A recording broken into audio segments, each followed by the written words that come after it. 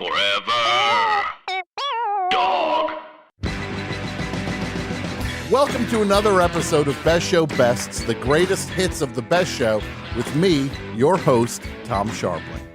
If you like what you hear, make sure you join us every Tuesday night on Twitch at 6 p.m. Pacific for a brand new episode of the Best Show featuring callers, celebrity guests, live music, and plenty of surprises. Enjoy!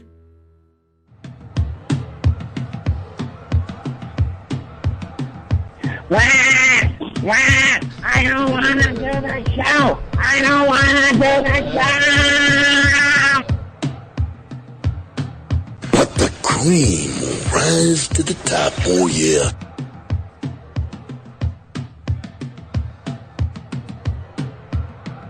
Nothing means nothing. Nothing means nothing. Nothing means nothing. What do you mean by that? But the cream will rise to the top, oh yeah. Little Tommy, I have bad news for you today.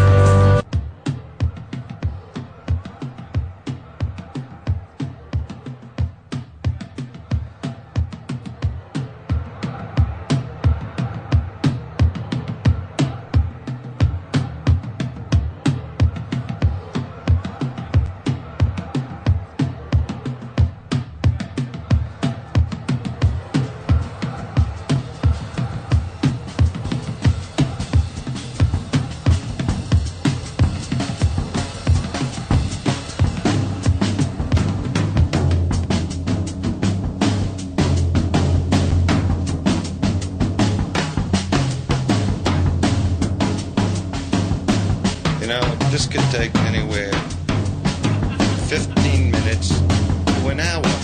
Back! Get it? It could be a minute, could be a half hour, or an hour. Back! Get it? Hour back? Call you back in an hour. Back! Get it? So we could do this fast, or we could do it in an hour. Back! Get it? Hour back? Call you in an hour. Back! Get it? Hour back? Get it?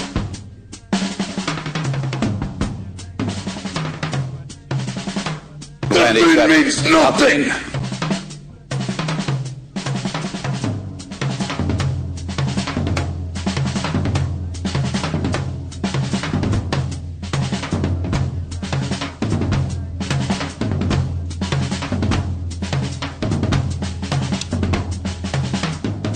Hear that? Yes, Chef. There's not a soggy patch on there. That's all the way round.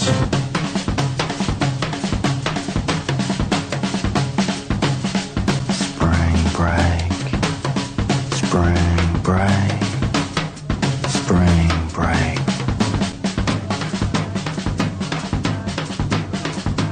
Hear that? Yes, Chef. There's not a soggy patch on there. That's all the way round. Okay? Can you hear that? On the balcony you can hear that, right? Yes, Chef. And it's intact. Right in front of your very eyes, I have a wedge Oh, thank God. of a beautiful apple pie. And the flavour? The flavour's amazing.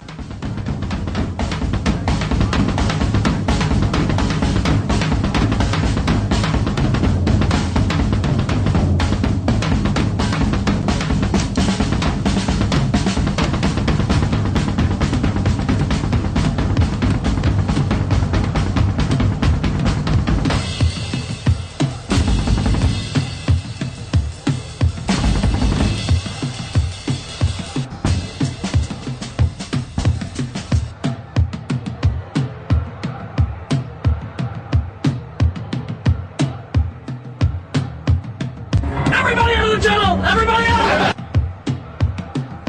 Oh, I want to take this time, and I mean this sincerely. This comes from me and everybody involved, but I want to thank everybody for supporting the movie Grandma's Boy.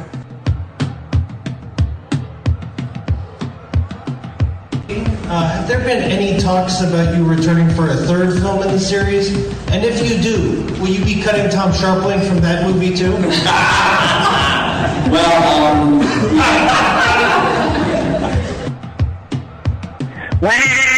Wah!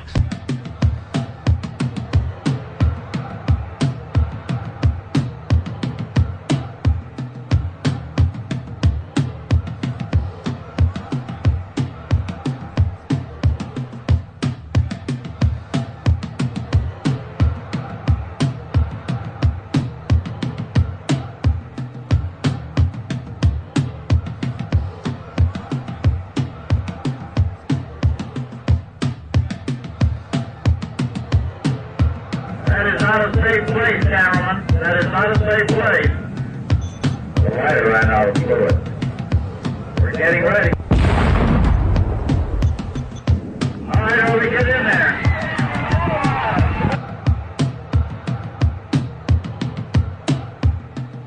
Well, I guess it's official. We're now on Facebook. I really wasn't sure about this at the start. But then a friend of mine said something that just made all kinds of sense. She said, think of it more as a conversation. I like that. But I'm already finding out on my own. So it's wiping the walls out between you and me. And I really like that. It allows us into each other's worlds, or I guess in my case, a hotel room. When I think about things I want to post cool stuff, slick stuff, neat stuff. But most of the stuff I'm going to post is going to be raw stuff like this. This is just who I am. So if this is truly a conversation, then I say let the conversation begin.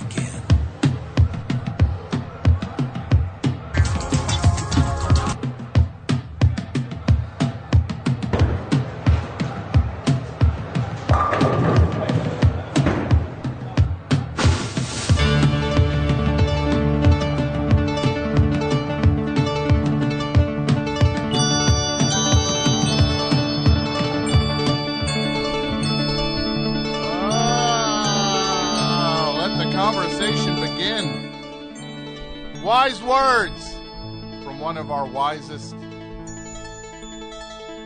elders, Garth Brooks. Hey, it's the best show. My name's Tom. I'm here for another who knows how long. 5 minutes, 4 hours, I don't know. We'll find out. But the best show has begun. The number 201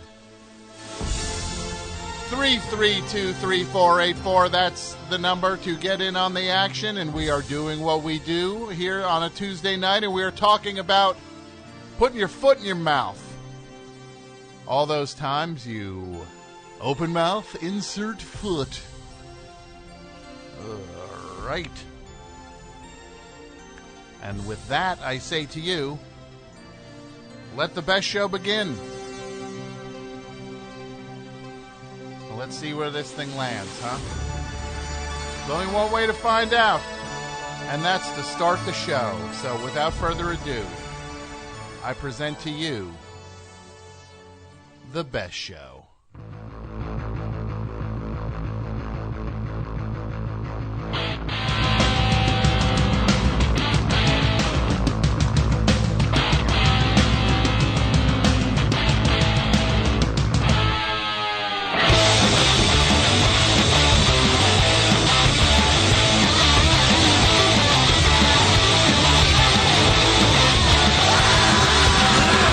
Jersey, back again.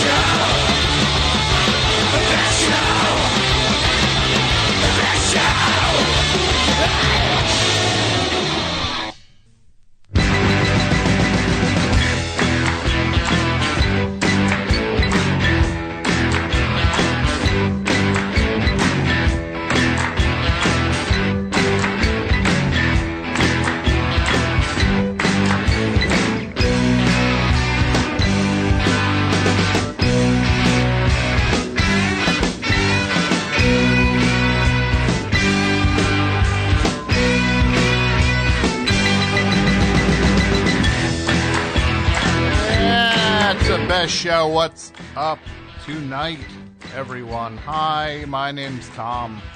I'm the host of tonight's installment of the Best Show. Tonight, here in this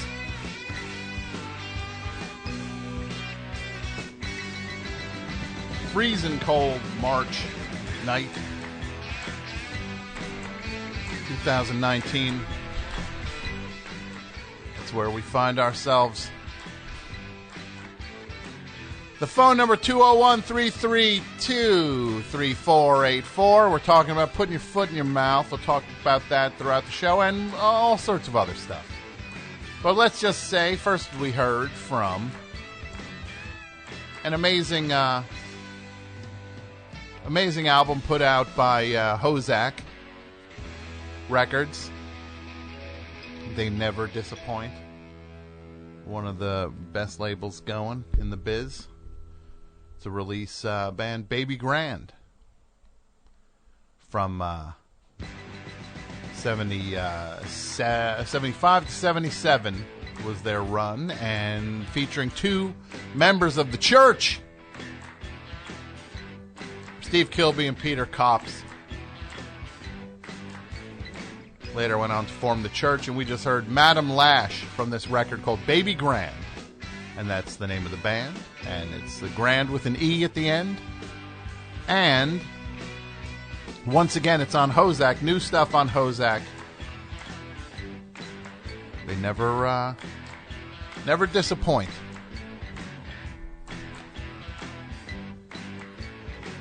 What do we got here? We got Mike's here. Jason's here. Let's go to the phones. Best Show, hi. Hi, Tom. How are you this evening? Oh, I'm great. To whom am I speaking? My name is JD, and I'm calling from Hays County, Texas. JD, where is Hays? What's in Hays County, Texas? Like what towns are near it, or paint us a picture, would you? Sure. Well, my town is like 5 minutes south of Austin. But we're pretty close to San Marcos, which is another little college town. So 5 minutes south of Austin. Yes, sir. So yeah, do you ever just say you're from Austin? I do, but I wanted to get real specific. Because there's a thing that Philly people do, where they'll just be like, "Yeah, I'm from Philly," and you're like, "Oh yeah, where?" They're like, "Cherry Hill, New Jersey." Yeah, it's 15 minutes away. It's a bridge separating you. It's a different state. You're not from Philly. But you're 5 minutes out. That's fine. Sounds like you're playing with the fair and square. Yeah. Well, thank you. Yeah. I wanted to see, if I may, if we could briefly rehash a couple of topics from last week's show, which are Texas Paddle Talk. Yeah, I want to hear about this. Thank you for where I watched the movie Dazed and Confused recently, the Richard Linklater movie, right? Yes, sir. His third movie, not second. Slacker's not his first movie.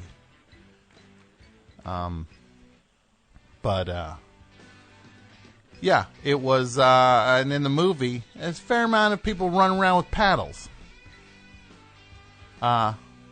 Just driving around these high school kids about to become seniors. Sure getting their jollies paddling the incoming freshmen. These are 8th graders. What, they 13? These are 13-year-olds. So in some cases, it's adults beating 13-year-olds that they don't know. So you grew up in Texas, JD? Yes. I grew up in Texas watching Dazed and Confused. We didn't grow up in this area. My friends and I, we grew up down in South Texas in Corpus Christi. But, we kind of came up as 13, 14-year-olds watching this movie and kind of wondered about the truth of the paddling because, at that time, that was, in the 90s, this is before I think there was any kind of, laws banning corporal punishment in schools by teachers. So we were kind of, I was at least used to seeing a paddle at least pulled out by a principal every now and then, but we had never heard anything for ourselves firsthand, about students, certainly seniors and 8th graders. So I did, I hope you don't mind, I did take it upon myself to do a little research for you. I do mind. I actually do mind. Oh, of course I don't well. mind. I don't mind. That's great. You did some research. What did you unearth, JD?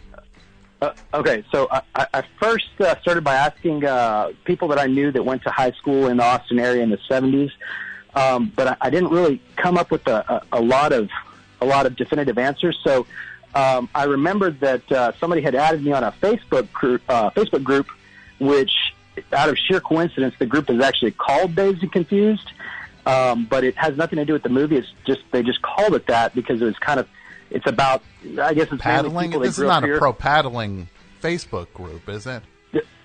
I don't believe so. I think this is actually the first time that anybody had ever really given much thought to the paddling subject, because we got over 120 comments on that, and so in a nutshell, what I can tell you was that everybody says that hazing was pretty rampant amongst high schoolers at that time, but the paddling, it did exist, but it was kind of confined to one high school, which was Austin High School, which that school is over 100 years old, and it's kind of unique in that it's actually located pretty much in downtown Austin, and it straddles like the major affluent part of the community plus a lake, Ladybird Lake.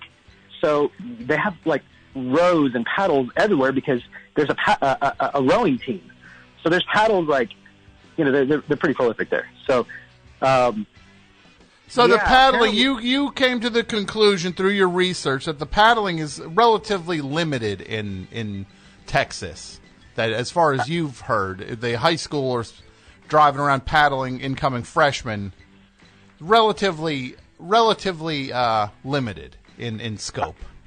Yeah, I would say so. I think it's confined to this one area. However, Richard Linklater, he didn't even grow up around here. He was, I think, from what I understand, he was kind of detailing his experience going to school in Huntsville, which is kind of closer to Houston, and it's a small community that it's actually Huntsville is most Huntsville, Texas, not Alabama, is most famous for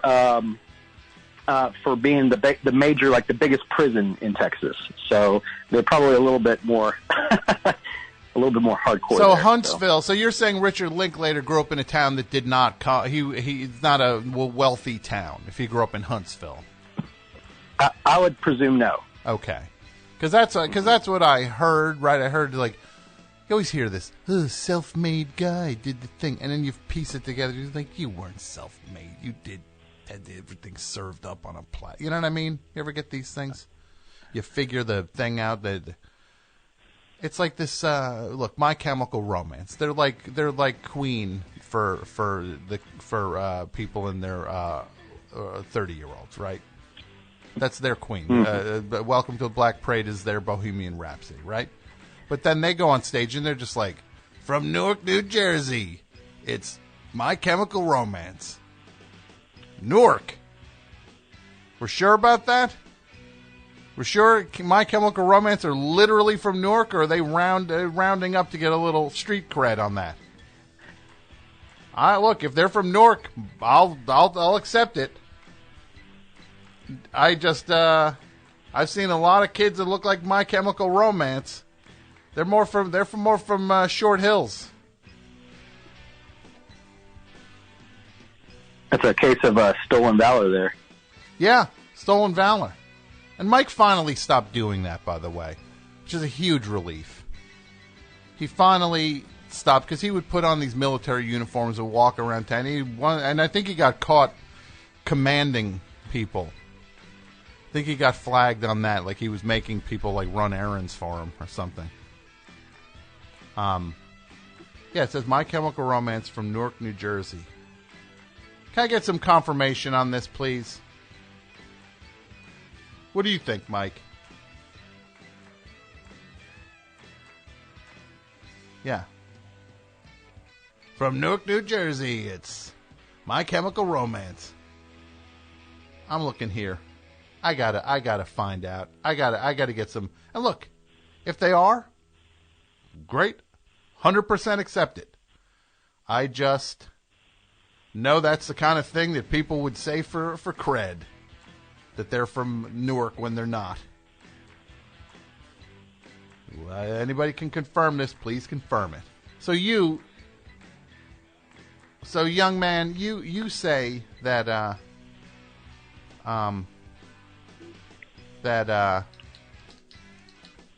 you say that this paddling, you don't have any personal, you don't know anyone who's personally paddled or did any paddling down there in Texas.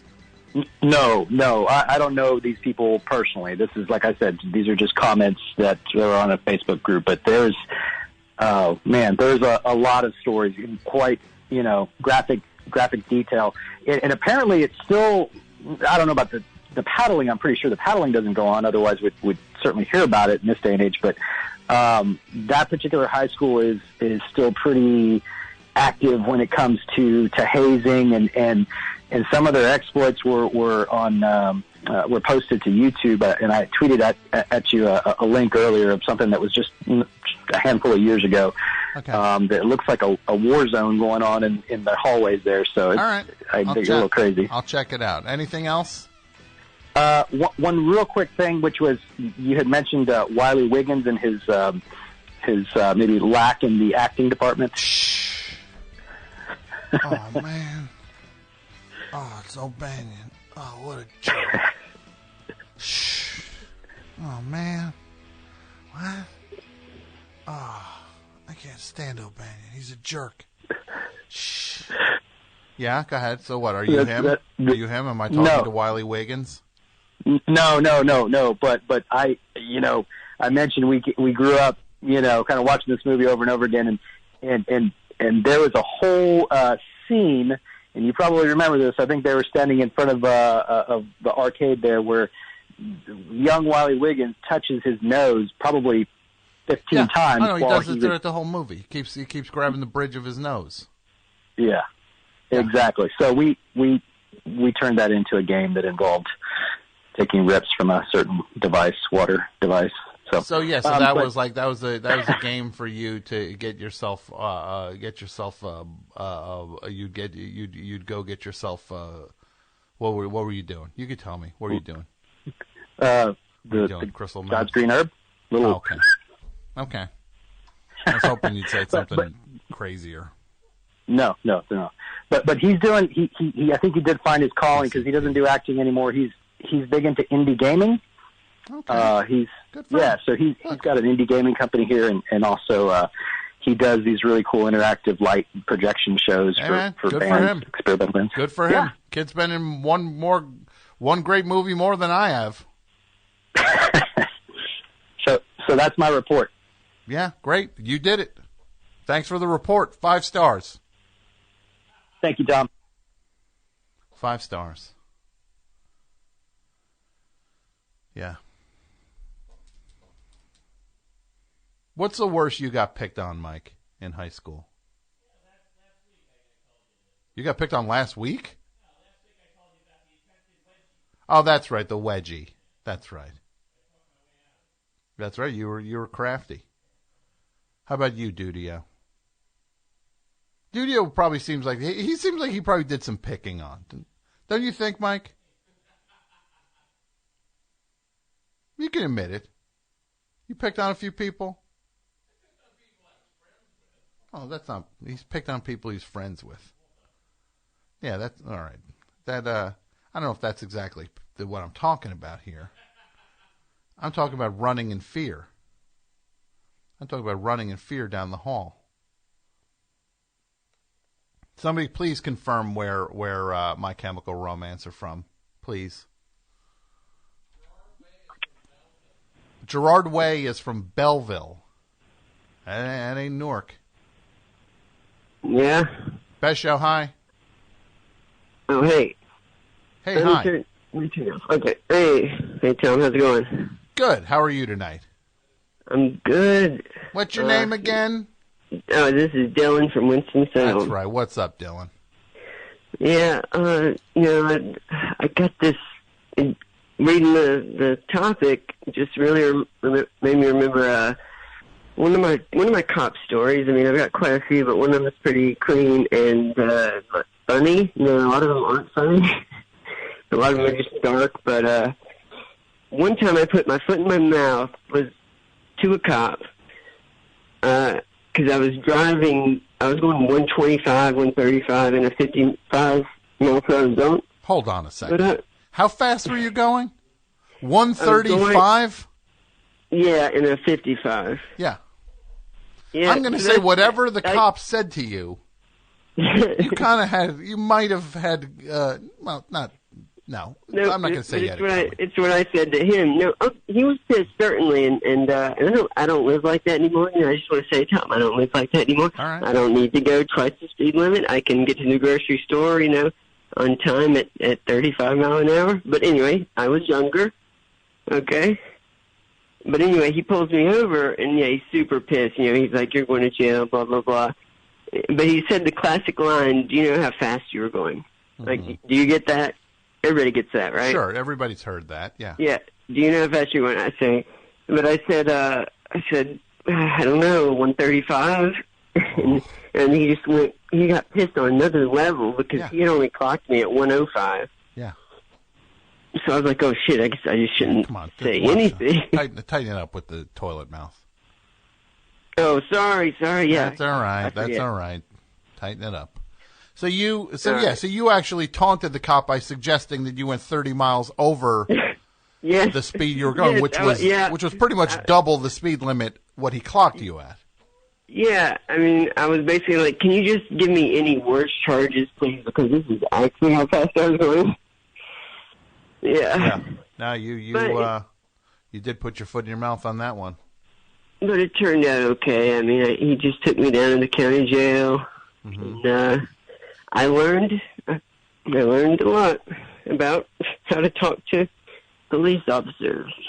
Yeah, you're learning your lessons. We all learn, right? Isn't that the point of life, that we still learn?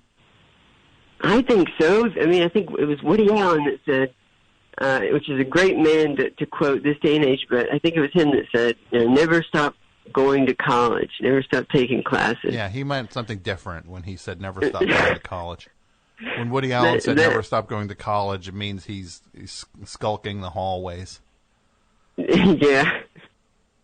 Yeah. Yeah, it's creepy when Woody... Him saying never stop going to college, that is actually, he could probably be hauled off on general principles for that. Well, my problem with the continual college is just, all of a sudden you're 10 years older than the people taking the classes you're taking, and the degree you're getting doesn't mean anything, at a community college now. Hey, you get what you can get, as long as you walk out with some things that make you live a better life. Look, you don't think I'm haunted? You don't think I'm haunted by stuff in my life? You don't think I'm haunted? I'm haunted. I'm haunted. I wake up with a knot in my stomach these days. Yeah, me too. Right? Yeah, and I did want to say, thanks for talking about suicide. What do you want to do? What do you want? Oh, yeah, of course. That was great. Yeah, everybody's got to try to hold it together. There's somebody who loves you out there. There's somebody who loves you. Yeah, thanks. And I mean, I don't want to turn this into a that's all right. Guesser thing. Yeah, but I do appreciate you spreading the word. I love that's what he's known as now. Yeah, that's what he's known for, is like bringing people down off the ledge.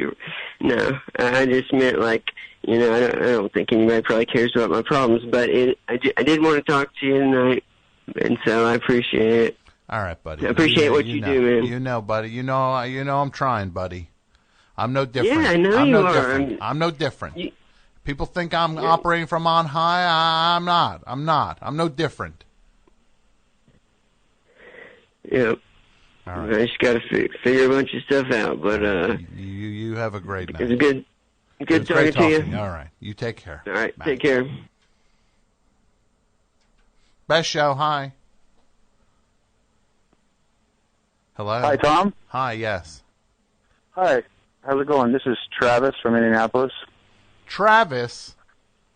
from Minneapolis. What's up, Travis? Hey, doing great, man. I had one that's kind of an overlap for the topic. It is it's overheard, but it's foot in mouth also. Okay. So this because is last week we were talking about overheard conversations, or no, a couple weeks ago.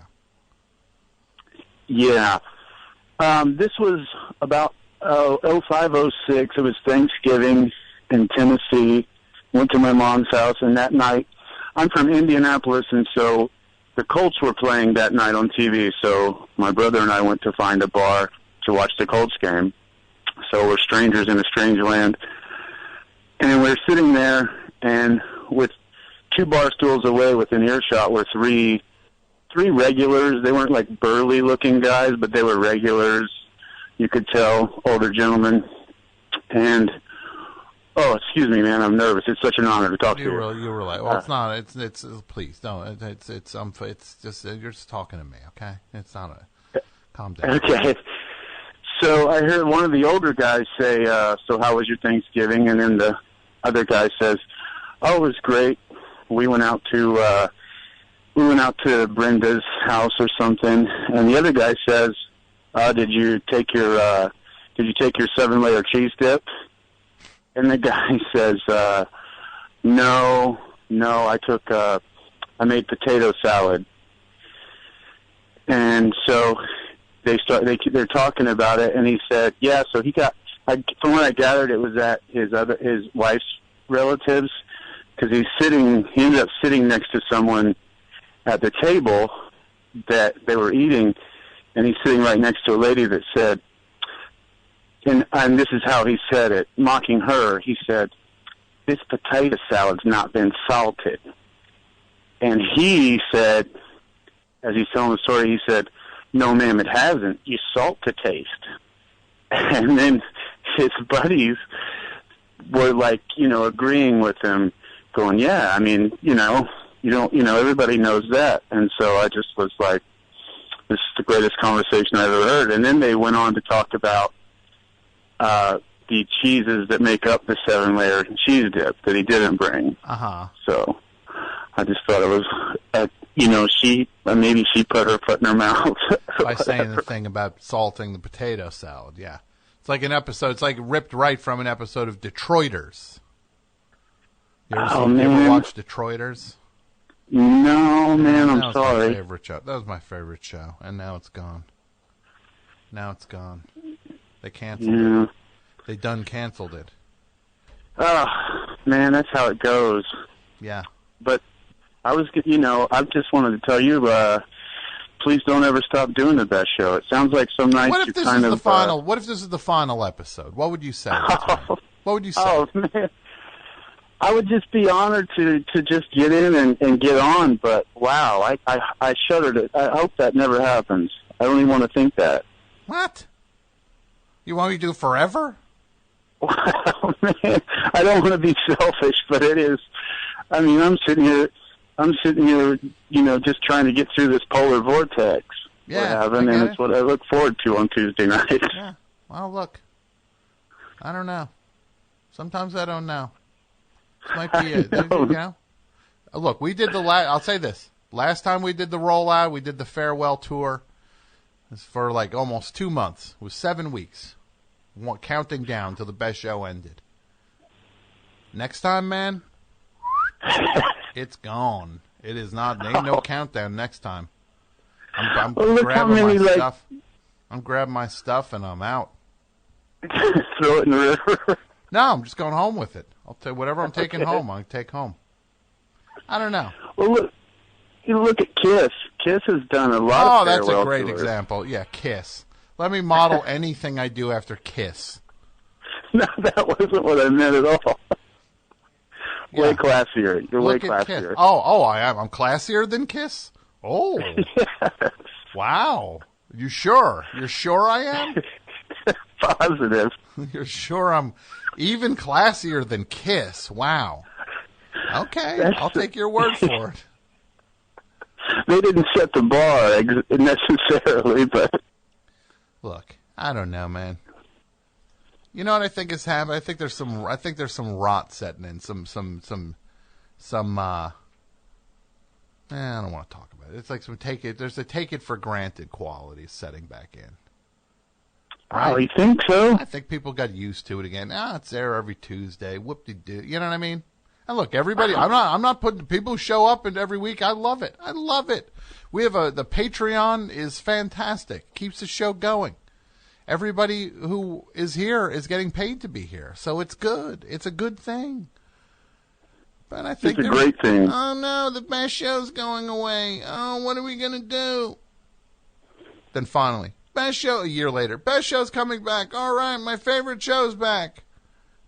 Then a few years later, it's always there. Yeah. Good old Tom. You set your watch to like it's a frickin' Farmer's Almanac. Right? Yeah, they appreciate you more when you're gone. That kind of well, thing, that's what I'm saying. Maybe it's time to get gone. Man. All right. I hope well, look, you it's deal soon. with that polar vortex. You deal with the polar vortex. You got enough on your plate. Thanks, buddy. No, I'm not meaning to be. You go up, you go down. What are you gonna do? You ride the ride, man. Right? No, you guys are gonna be the last to know what goes on. I'm not telling you. Yeah, I want you guys showing up the next week, and me not being here.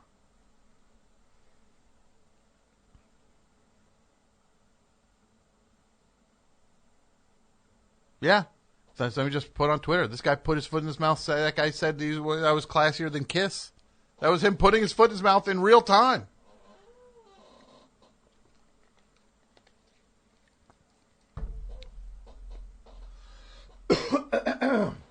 Ugh. Her.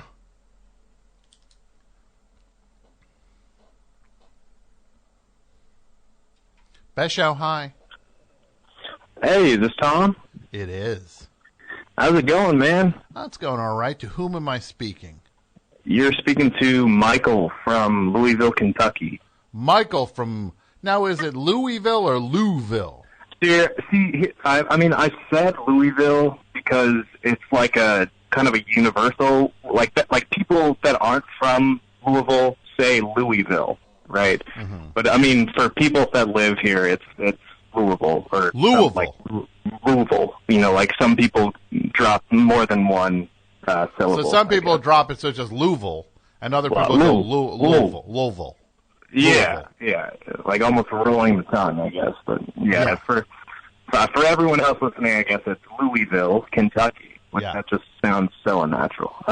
Greatest person from Louisville is, of course, that's Muhammad Ali or Jennifer Lawrence. Take your pick. Muhammad Ali or Jennifer Lawrence? It's Muhammad Ali, absolutely. No, I'd say, look, Jennifer, I'm not going to, it's not a race. Those are two great people. Right. Plus, if it was a race, Muhammad Ali would have destroyed, probably not today, but like back in his prime, he would have been. Okay. Anyway, Tom. Greatest band from Louisville. Who is it? My Morning Jacket. Really? I don't know. Who do you think? I don't know. I don't know if there's anyone else really from Louisville. But Astro. I don't know. I'm just a big Jim James fan myself, so that's just kind of my gut view. You're a big what fan? Jim James. He's the lead singer of My Morning Jacket. I'm familiar. You just tested me. So you like, like what about, maybe it might be Bastro. I don't know. Who else? Oh, God. I really don't know. I'm just a 25-year-old dude who grew up listening to My Morning Jacket. It's pretty much the only Louisville band I really even know. I don't think anybody's really broken out of this crazy, hectic Louisville music scene. King Kong? What about King Kong? Never heard of them, but they sound fantastic. You should check out the song Movie Star. Check out the song Movie Star later. Movie Star by King Kong? Yeah. All right, I'll have to do that. Yeah. Well, Tom, I got to say, this is the first time I've actually tuned into the Best Show. I'm a big fan of Hollywood Handbook, and obviously you're like the like the third boy. Yeah, I was. You, I had a good run on the show. I'm never doing it again. Never again. Never After again. that last, You couldn't pay me. You couldn't pay me to do that show again. Look, I love them. I love Hayes and I love Sean, but their audience. The audience has spoken, and you got to listen to the audience sometimes. I think that's a little unfortunate, but you know what? I can totally understand from your situation that you would never want to, be involved with people like that. I did everything I could. I guess there, according to the audience. I guess there was nothing more for me to do. So, well, I think you've got a lot of other paths. I mean, there's, you could be pigeonholed into, having to hang around with those people, or you could, take the high road and just continue on with your life, which would be a better situation, I think. To what? To not take my ball and go home? Well, I think taking your ball and going home is probably better than sharing it with them. Because, look, this is what I'll say. I used to be on this show, Hollywood Handbook. It was my favorite podcast. And then the fans were like, boo, boo, it's terrible. He was on. It wasn't funny last time. It's like, fine. Jump in a lake. I'm gone. Well, I guess to get back to the, I saw Tim Heidecker retweeted your stream, and I thought I just wanted to call in and share a kind of a foot and mouth story. Well, let's hear it. Buddy. Yeah, it's all right. So I'm 25. I graduated from the University of Kentucky like 3-4 years ago.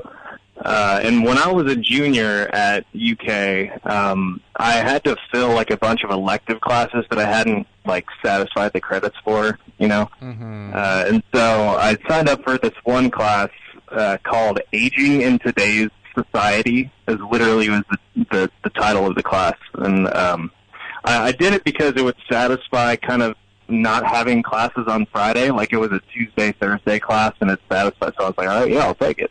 Mm-hmm. So I go in on like, the first, couple weeks, I'm just like, oh my gosh, this is absolutely just, it was almost nonsensical. Like it was the most common sense sort of topics, like people, my teacher was like straight out of the Harry Potter universe. Like it was this probably 70-year-old British dude who's like, people are aging so quickly these days. It's unbelievable. You go to, like, it was that kind of thing. He was very proper. So it was everyone in the entire class as a freshman. I knew absolutely nobody in the entire class. So I went to class like every Tuesday and Thursday. I took my, 50 minutes of notes, and then I got out of there. And then it came one day where it was like an exam review. It's like a review that the teachers do in college before, like the week before an exam or something. And so he's like, accepting questions from people. He's kind of going over all the different topics that we're all doing. And I'm sitting in the very back row, and I have like maybe like literally no one around me. Like all the other people are just, 5 rows up. I'm basically the nearest person to the door. And so he's kind of just going over all the things, and he's like, all right, this is the end of pretty much the end of it. If anyone else has any other questions, please go ahead and raise your hand. And I felt a fart coming on, and I just... Best show, hi. Hey, Tom. Hey, hi. What's up? This is Pat from Philly. Pat from Philly. What's up, Pat? I've got one for the topic about the foot in the mouth. Yeah, what's that? Let's hear it. I used to work at a music store, and I taught lessons. And in between lessons, the two guys that owned the store used to pop quiz me on, they were kind of from the 80s era, so they were pop quizzing me from these hair metal bands. Mm-hmm. And I could kind of hang in a little bit. I lose it around Faster Pussycat. Okay. But, I had an older sister, so I could kind of hang in. So I would get the lions right, usually in like the white lions and the white snakes and whatever. So one day they finally go, hey, Pat, who's this? And they put on some band, and I was like, oh, man. I'm like, I don't know. Kind of sounds like an S version of Poison. And you mean like a crummy version of Poison? Yeah. Yeah, which is hard to imagine. Like it's really hard to imagine. Bad Poison? Right. And I'm keeping it clean here, but you know what I said. So you couldn't guess what band it was. I couldn't, and that's all I came up with. And then they kind of paused, and then they said, "No, this is our band."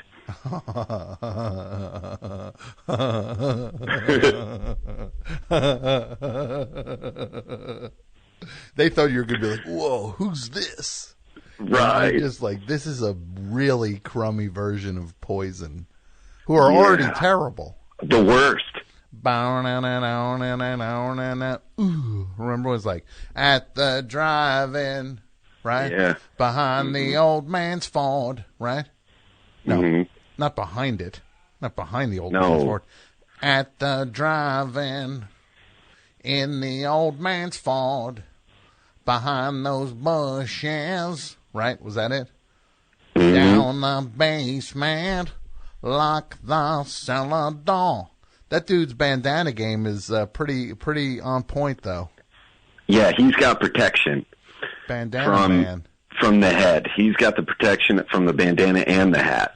That dude figured out the cowboy hat and the bandana thing pretty good. Brett Michaels. He did. So if the wind's blowing on an outside, what is it? Wait, hold on. He doesn't have to worry about it. He's not the one that does the show on Wednesdays, the laundry thing. I don't know. Is this an Eddie Trunk kind of thing? No. There's this dude who does this thing, Laundry Man, whatever it is. Laundry Man podcast, laundry podcast. Brett. No, that's Brett Michaels. Davis.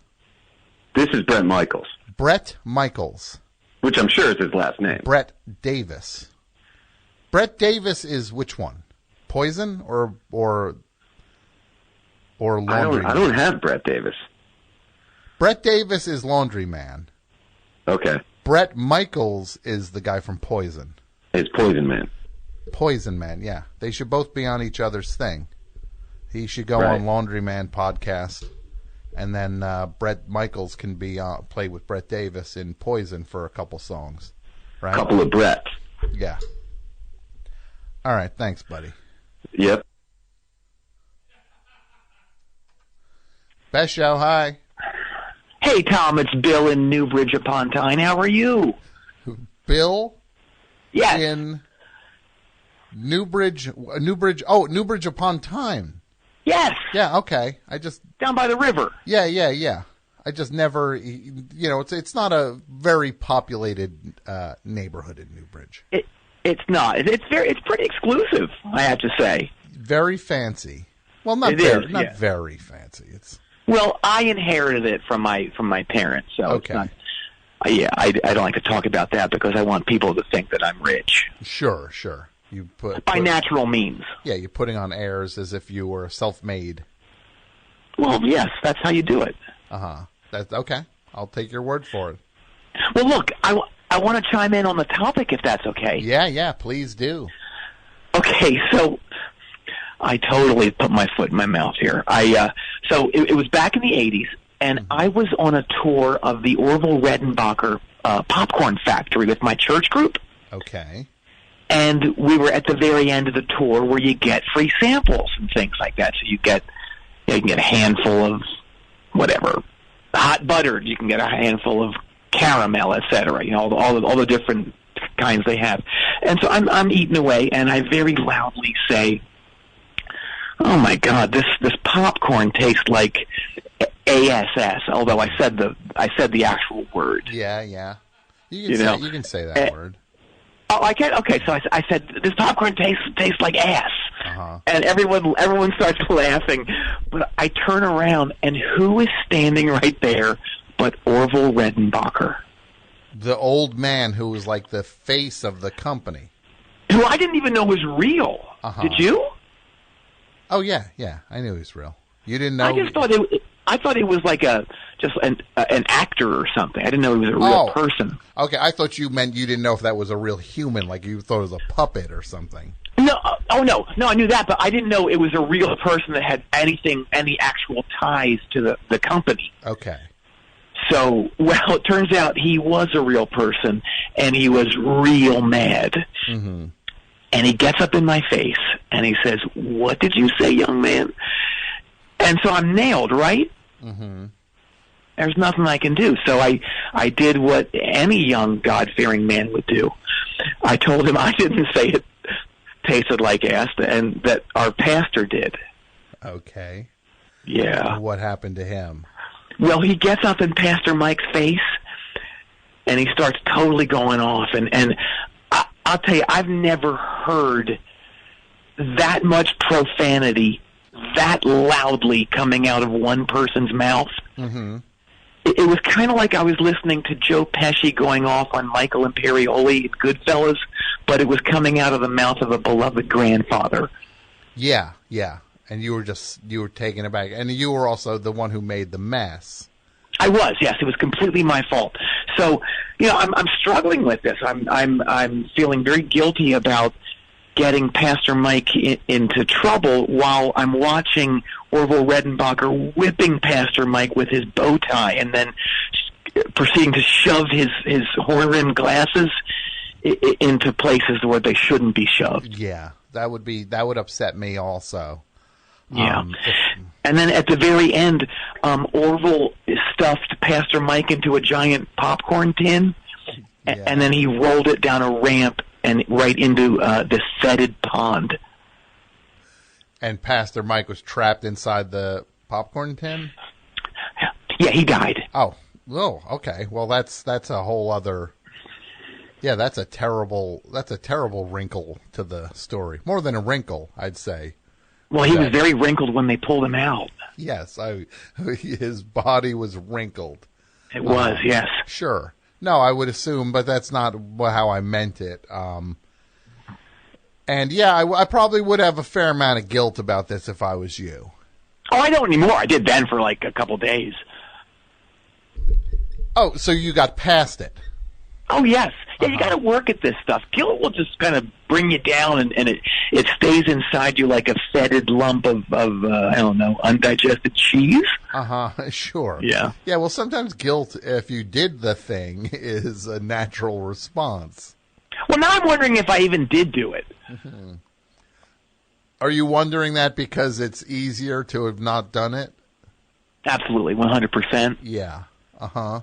I recognize your voice. I'm trying to put my finger on it, but I know I've heard your voice, Bill.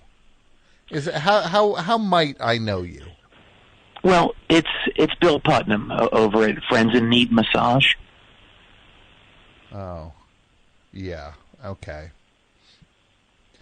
Yeah. All right. Well, let me just tell the audience, Bill. I used a Groupon. And that I was looking forward to getting a massage. I had a Groupon for one, and I went to this place, and it was Friends in Need is the name of the place, and it's Need is not N-E-E-D. What is it, Bill? It's K-N-E-A-D, like how you need someone's back or their whatever, their glutes, their calves. Mm-hmm. Yeah, it's very clever. It is. It's very clever. I think it's a great name. Yeah, so that's where I recognize your voice from. Yep. Mm-hmm. Well, that leads me to the real reason for which my call is for. Was that the real reason for which my call is for? Yeah, did you not hear me? Yeah, no, I did. I'm just commenting on how clumsy that is and kind of ungrammatical. No, it's not. It's how people talk. Say it again. For which what was it? For which I said, which leads me to the reason for which my call is for. It's clunky. I don't get what's weird about it. It's unwieldy. It's okay. Yeah. All right. Look, I didn't go to Yale like you and Mike and get lacrosse scholarships. Okay. Well, I didn't go to Yale. I started out in the streets. Oh, okay, tough guy. I didn't go to Yale either. So. But you did play lacrosse. I did not play lacrosse. Did Mike play lacrosse? I'm gonna go out on a limb and say no, he didn't. What did Mike play? What sports did you play, Mike? Baseball, basketball. Oh my God! At the same time? It's like Michael Jordan. Yeah, he is like Michael Jordan. Yeah, you guess you want to be like Mike, right? Yeah. Except for the gambling. Uh-huh. What? Yeah, I guess that would, yeah. Wait, which Mike? That was cheap. That was cheap. I'm sorry. Michael Jordan gambled also. I know. So that's who, you're not saying AP Mike gambles. I'm saying he shouldn't. Okay, fair Does enough. Does AP Mike gamble? I don't think he's a big gambler. Okay, well that's a bad road to go down. Ask my uncle. I mean, you should ask my uncle, but he's not living anymore. Is it because of gambling? Yeah, hardcore debts. Okay. Yeah. Well, I guess I would ask him for his insight into it, but that seems like it's not possible. They found each of his hands in a different deep fryer in various Wendy's around town. Oh, God. Ugh. All right, so look, anyway, Yeah. back to the reason for which I'm calling for. I did it again, didn't I? Yeah. Ugh, it's tough. Tough. Okay, well, here it is. I'll lay it out for you. Was there a reason you didn't tip me? Was there a reason I didn't tip you after the massage? Yes. Well, let me explain something to you, Bill. The whole point of a massage is to feel better and to relax. That's right. Yeah. But I gotta say, it was impossible, absolutely impossible to do that with you giving the massage once you found out that I did some writing, and then you took that as an opportunity to just kind of lay out the plot of this horror screenplay you've been working on for the entirety of the massage. The entire 60 minutes was you talking all about this horror movie that you're writing. And I also just want to say, as a sidebar, the story of this thing is so weird and unsettling and scary that I almost left 5 times. I almost got up. Wow. Well, that sounds like I was doing my job right then as a screenwriter. And look, I thought you'd find it interesting. You know, you're a writer. I'm a fellow writer. We're screenwriters together. Yeah, I mean that's fine. I mean, I write and you write too, and but I mean, I was not you were not a writer when I was getting the. You should not have had your writer's hat on then. Well, look, I felt like I needed something to distract you because, look, I'm going to lay it out on the line here. You had the tightest haunches I've ever encountered. I almost busted my thumb trying to undo those haunch knots. Yeah, my haunch knots. Have you been, like, lifting refrigerators or something? No, I've not been lifting refrigerators. I just, Have you been rolling them? No, I've not been doing anything with refrigerators in terms of moving. Okay, well, all right. Well, those haunches were super tight. That's all I'm going to say about that. Well, Bill, I just got to say to you, I'm there to relax. You created an atmosphere that was so not relaxing. Okay, well, I apologize about you not being relaxed, but as a fellow screenwriter, like I said, I think I did my job then because it sounds like you were very scared. And look, you have to admit that many of the ideas in my screenplay, The Guitar Center Murders, have never been seen before, right? Oh no, I'll admit that. There's some uncharted territory in your screenplay. I agree, and I mean I don't want to toot my own horn, but I feel so good about the film overall, but especially the beginning. I think the film really starts off strong, and it really announces its presence in a big way. You know, Randy one of the guys who works in the bass department of the Hollywood Guitar Center. He's standing there on the loading dock, and the day's just kind of starting, and there's mist drifting in, and Randy opens this package from a new guitar maker in Jamaica. Randy loves the guitar, but as soon as he starts playing Crazy Train on it, he gets a giant shock, even though the guitar isn't plugged in. His body starts convulsing like he's being shaken in a concrete mixer, just shaking, and eventually his head just blows up, and everything inside Randy liquefies, and it runs into the loading dock drain and out to sea. What a beginning! That is certainly you made your impression with that opening. Yeah. Thank you. Yeah, it's pretty disgusting, and it's going to get a real rise out of people. I think it will. Yeah. That movie is something else, though. I got to tell you, one of the more upsetting things in it was what to me was the scene when the person was trying out keyboards. Right? Yes. Yeah, when they were just trying to do the keyboards and they were playing Home Sweet Home by Motley Crue right. on it. And then the one guy is playing it, and then suddenly he starts like that. Well, the way you were describing, how were you doing? Like the blood coming out of the mouth? Do that sound? Yeah. It at first you think he's just got like a little cough or like a little bit of phlegm going on, and he goes. And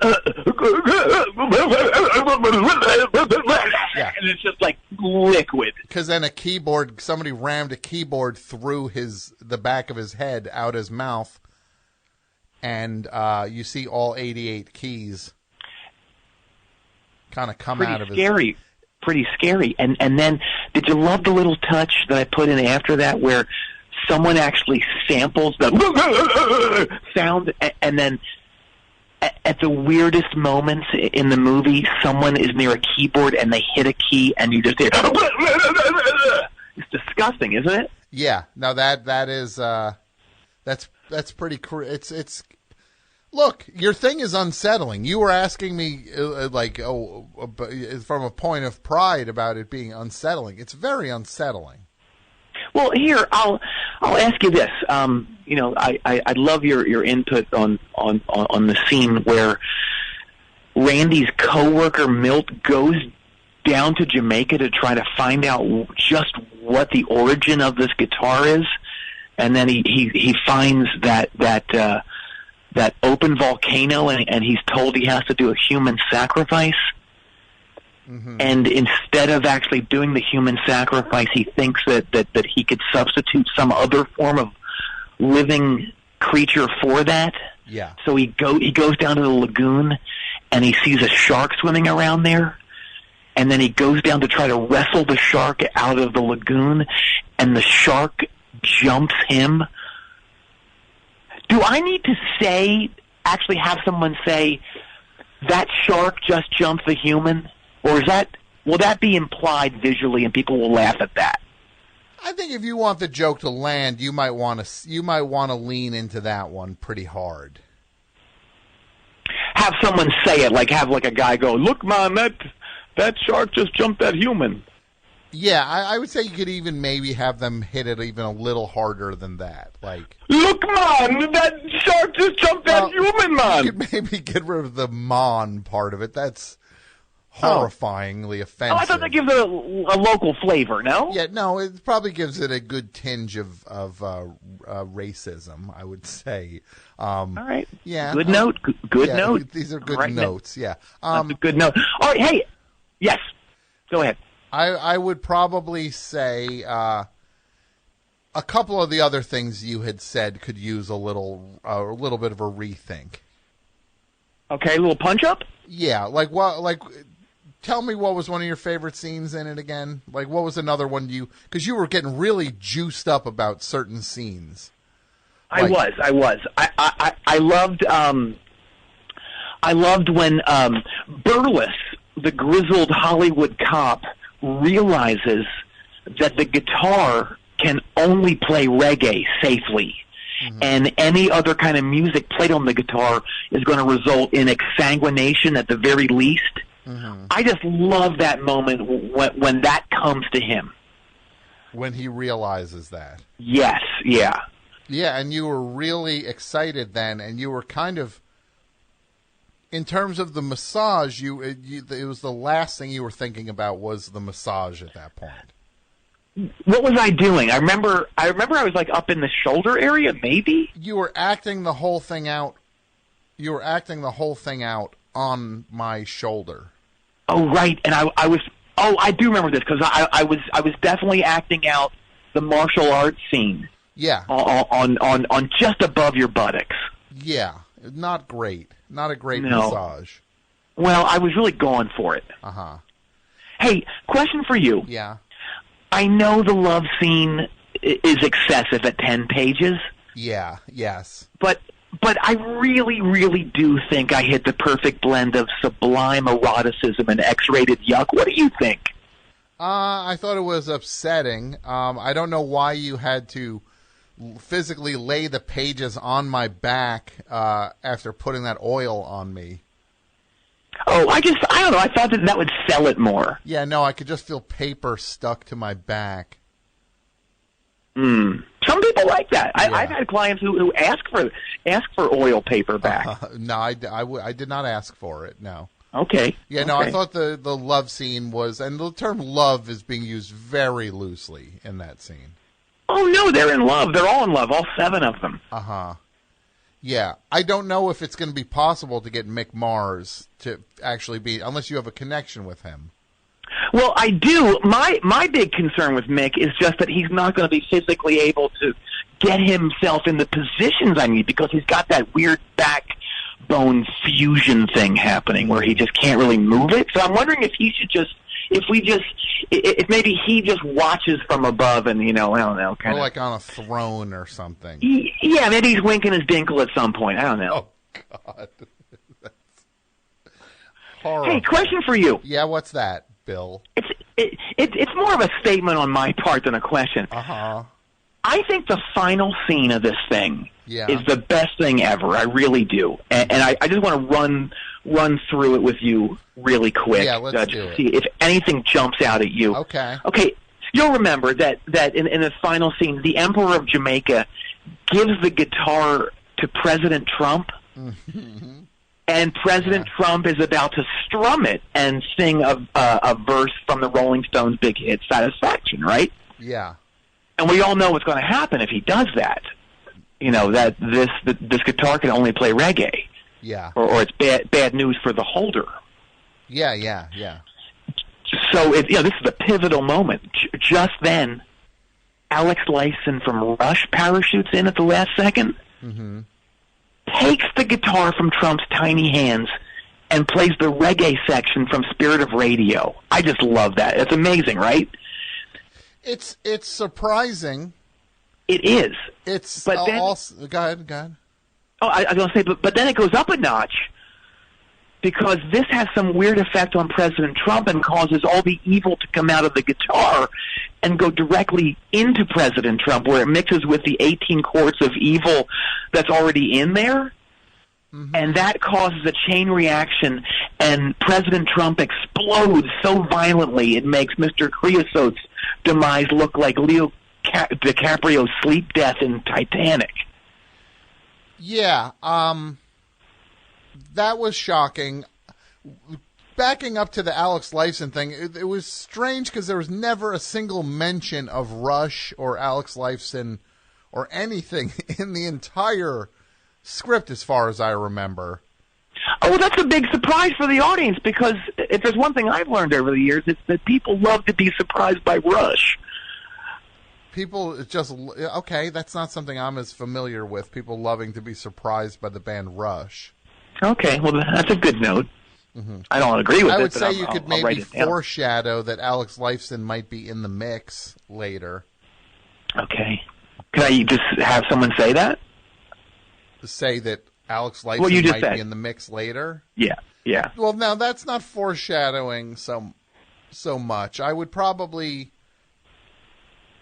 maybe have someone talk about how Alex Lifeson is their favorite guitarist or something, and that feels heavy-handed to me. I'm sorry. It really does. Yeah. You know what? I'm feeling like you don't think that highly of this whole thing. I mean, I thought you were into it. Are you not? I don't think it's good. No, I don't. Huh. It's not my cup of tea, I guess you could maybe say. Well, maybe I just should crumple it up and throw it away. Mm-hmm. Well, you don't have to give up on it. Maybe take a good hard look at it and see what you can do to it to improve it. Maybe. No, I'm going to give up. I'm going to stop all this altogether. It's nonsense. You don't have to. No, it's nonsense. I got no right doing this. I have no right doing this. Come on, Bill. That's not true. Oh my God. What? Whoa. What's that? Oh my God, this is amazing. I just got an email from John Ross Bowie's agent Rick Hemmings telling me that JRB is listening to the show and he flipped over my screenplay idea. Okay. Huh. Oh my God, this is amazing. Yeah, well, Rick Hemmings? Yeah. Yeah, it's also my agent. What? Yeah. No, I'm repped by Rick Hemmings. No, you're not. Yeah. From Hemmings Artist Group? Yeah, let me look at the email again. Hang on, Oh, he does have some clients listed at the bottom. Mm-hmm. Clients Still listed. reading. Okay. You don't see my name? Still reading. You still haven't seen my name yet, Bill. Still reading. Keep looking, Bill. It's on there. I don't see it. I just don't see it. Oh, that's just so embarrassing. I don't see your... Oh, wait, no. Here it is. Wait, do you go by another name, Tim Schwarplorf? No, that's a spelling mistake. It's weird that it's separated from all the other names, too. That's unsettling to me. Yeah, that doesn't feel great. You might want to ask him about that. Yeah, I plan on it. Oh, well, it sounds like we're going to be brothers in art. Oh, goody. I love it. Maybe JRB will throw you a bone and maybe get you to do, some little laughy punch-ups or something. Some laughy punch-ups. Maybe? Yeah, jeepers. Well, fingers crossed and all, you know. Fingers are always crossed. And you know what? What's that? I'm just going to sit back right now. I'm going to celebrate with little Cristal, a couple fine hamburgers, and some really good music. All right? Yeah, okay. Good for you. Sounds good. Thank you. All right, man.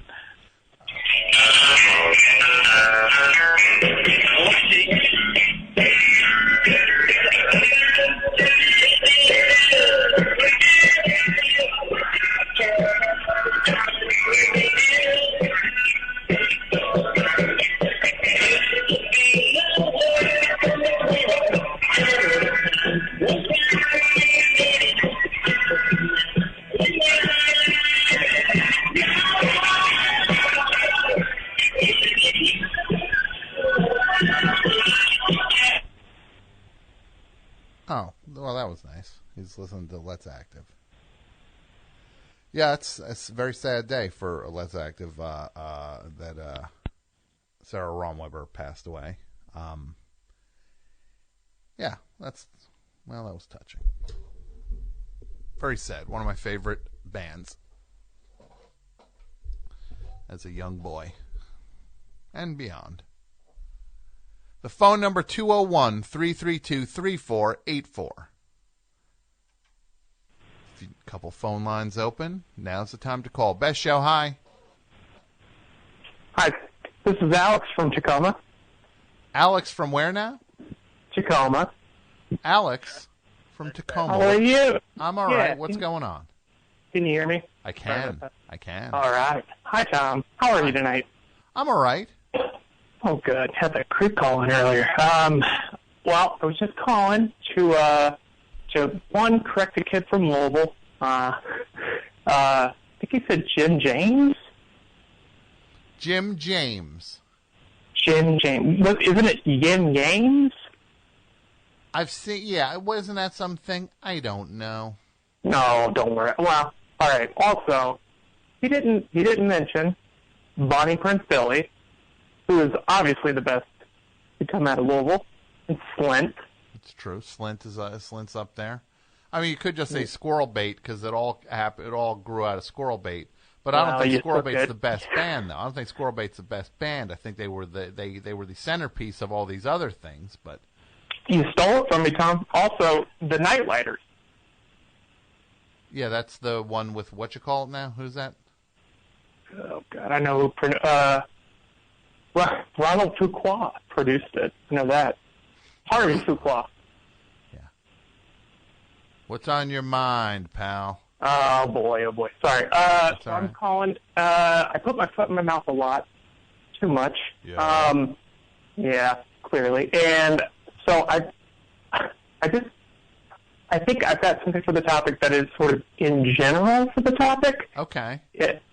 Yeah. So Red Fox's death. You had something to do with it? No, I don't think that's the thing. I don't think anybody had anything to do with it except Red Fox. Okay. Do you know how Red Fox died? I don't. He collapsed on the set of Royal. I think it was the Royal Arms or something like that. That was the show. It was his final sitcom.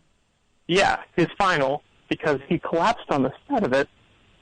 And everybody thought he was doing his bit because he collapsed with a major heart attack. Yeah, he would always do his thing about his wife Elizabeth, that he's coming for I'm her. coming. Yeah. And he went down, and everybody thought he was doing his bit, so nobody came to his side. And then they finally picked up on it. They came over to him, and he was saying, "Get my wife." Mm-hmm. And I just kind of feel like I put my foot in my mouth so much. I feel like one day I'm going to go down. That's going to be me. That's going to be you? Yeah. I don't know, man. I don't know. But I feel like that's sort of level of irony, or just committing to a bit, or committing to something for so long. And I don't know, just put my foot in my mouth all the time. But how is that you putting your foot in your mouth? I feel like I commit too much sometimes. You commit too much? Yeah, to a bit or something. I don't know. I work in retail a lot, so I keep myself entertained while I do it. And I'll tell jokes or try to keep customers entertained. And they aren't always super into it. They're not always super into it. Like, what do? You say, what do you say? What can I do you for? Do you say that? I always say, I work in a pharmacy in a major hospital, and if their total is $0, because they've got good insurance, I say, total $0, so I'll take 100. I'll break 100 or any other amount you have. Oh, so you're like a cut up at the store. Always. Make sure you're getting your meds, a little laughter therapy. And do you feel, when you do that, when you're that way, do you feel just kind of like, man, why am I doing this? You ever feel like that? Every moment, Tom. And why do you do it? Because I'm there for 10 hours, and sometimes it makes people laugh, which makes you feel good. Okay, well, then that's worth it. Yeah. That's worth it. Sometimes you make them laugh. What's the worst reaction you've gotten to one of your hilarious comments?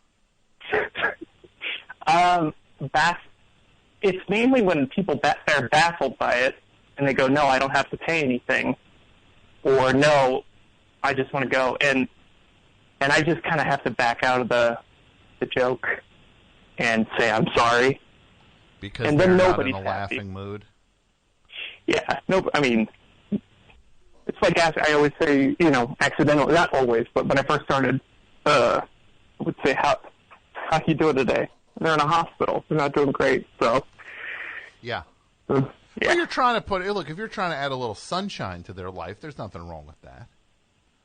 Trying and succeeding are two big different things, though, well, you also can't press either. This is not your open mic audition here. I think that's why I'm thinking of Red Fox. I'm going to go down trying my best. Mm-hmm. Because, I don't know. You might need to tap the brakes a little bit on your thing, buddy. I would agree. I would agree. I think you're hamming it up a little too much. I would agree. Okay, well, thank you, Tom. Do you so much do you feel the line? Do you know where the line is?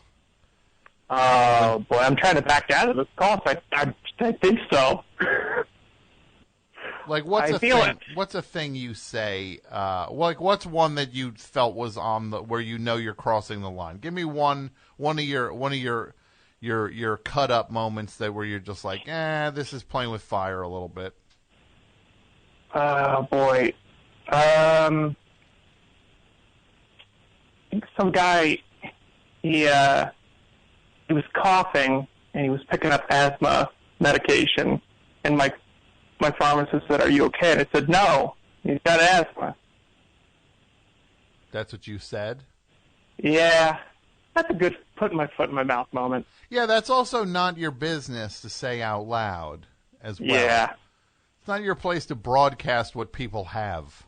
Well, it was to him. I mean, I don't even know if he did it. He laughed. You know what I'm picking up on this call? I don't believe this call. I don't believe you. I think You don't believe me. I think you're making all of this up.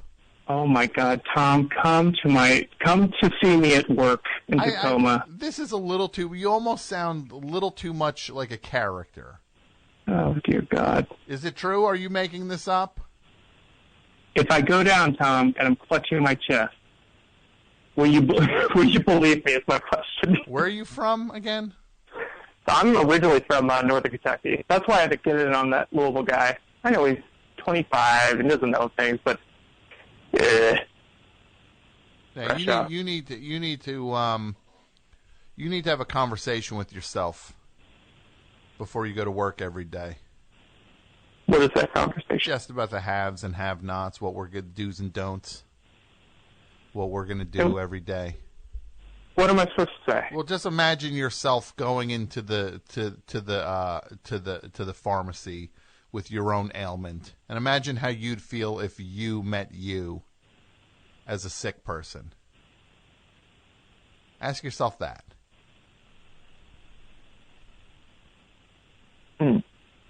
How would that feel? Well, I mean, I do that on a regular basis. You do. So, I mean, I feel like, I don't know. I'll take the advice to heart. Yeah. Thank you, Tom. I don't know if I believe that guy, Mike. Best show, hi. Hey, Tom. How are you? Oh, I'm well. To whom am I speaking? This is Matt from West Virginia. Matt from West Virginia. We're hitting all the spots tonight. West Virginia, home of? Say it. Bob Denver. And? Dudio. Say it again? Dudio.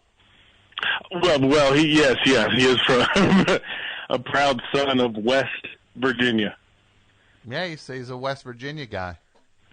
Yeah. You know what I'm really enjoying? I also want to say this. If anybody is at the Limp Bizkit show right now that's going on at Doug Weston's Troubadour, they had a $3 ticket for this. Look, I would love to be there. You don't think I wish I was there? I would see that show in a second.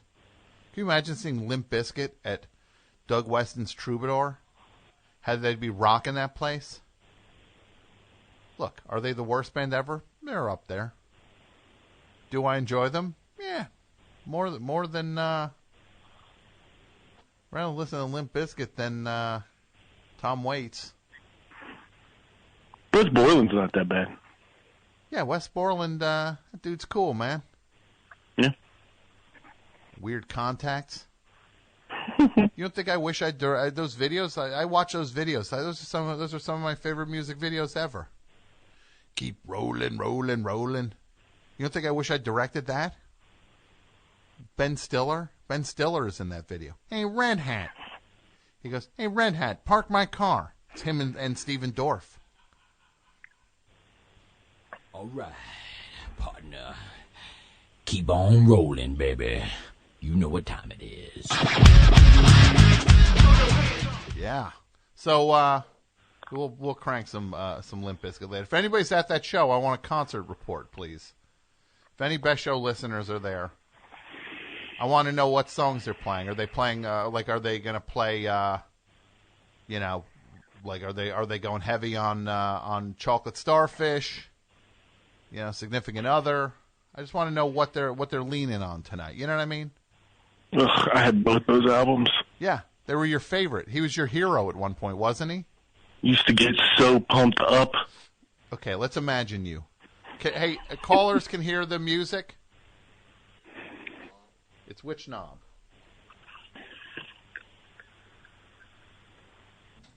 It's this knob, right? Yes. Okay. What's your name again, kid? Matt from West Virginia. Matt from West Virginia. I just want to imagine this now. Ready? This is you. What would you get pumped up doing before you did? What would you get pumped up for? Riding your skateboard all around town? Usually getting ready to ride my bike down into town, yeah. Here you go. You're getting ready to ride your bike through town. This is you. Tell me if you can hear this. Hold on. Can you hear that? Yeah, I got it. Hold on. I'm going to pick a better one than that. This is you getting pumped up. You ready? And I want you to tell me what it's like. Describe getting pumped up, okay? You going to do that for me? Yeah, I'm going to do it. Okay. You hear that? I hear it. Okay. What are you doing? All right, so right now, yeah, I've just picked out the shorts I'm going to wear downtown, and they've got to have plenty of pockets. Okay. So I'm looking for my shorts with the most pockets. I'm going all over the bedroom. Yeah. Men, I need a shirt with no sleeves. There can't be any sleeves anywhere near it. Yeah. Okay. Now, I see a blue hat and I see a black hat, but there's a certain color I'm looking for and I don't see it, and I'm getting mad. What color is that? Oh, I'm looking for my red hat. Yeah. Your red. Is it a red Yankees cap? Yeah, red Yankees hat, white letters. Okay. And then what are you going to do? You're going to ride your bike all around town? Yeah. I got to ride to downtown first, so I got to do like a couple miles on a big, long, straight road. Okay. Give me the anger. What level are we talking about? Scale 1 to 10. What level's the anger? What level am I right now? Well, let's see. So I'm going to the record store downtown. What are you and then I'm going to go to the comic book store. Okay. So those got me pumped. Like right there, I'm already at like a 6. Right there. And that's your default setting is like 6. Yeah, that's the default just because, I know where I'm headed. I know what's in front of me. I got my red hat on, got my shorts. I'm headed there. Yeah. And what are you going to do? What would set you off? What would make you go up from a 6? What would make me go up from 6? Seeing that 7-Eleven had Slurpees any size, 79 cents on my way downtown. So you'd get a Slurpee, and that would get you all jacked up. Got to get jacked up. What flavor Slurpee we talking about?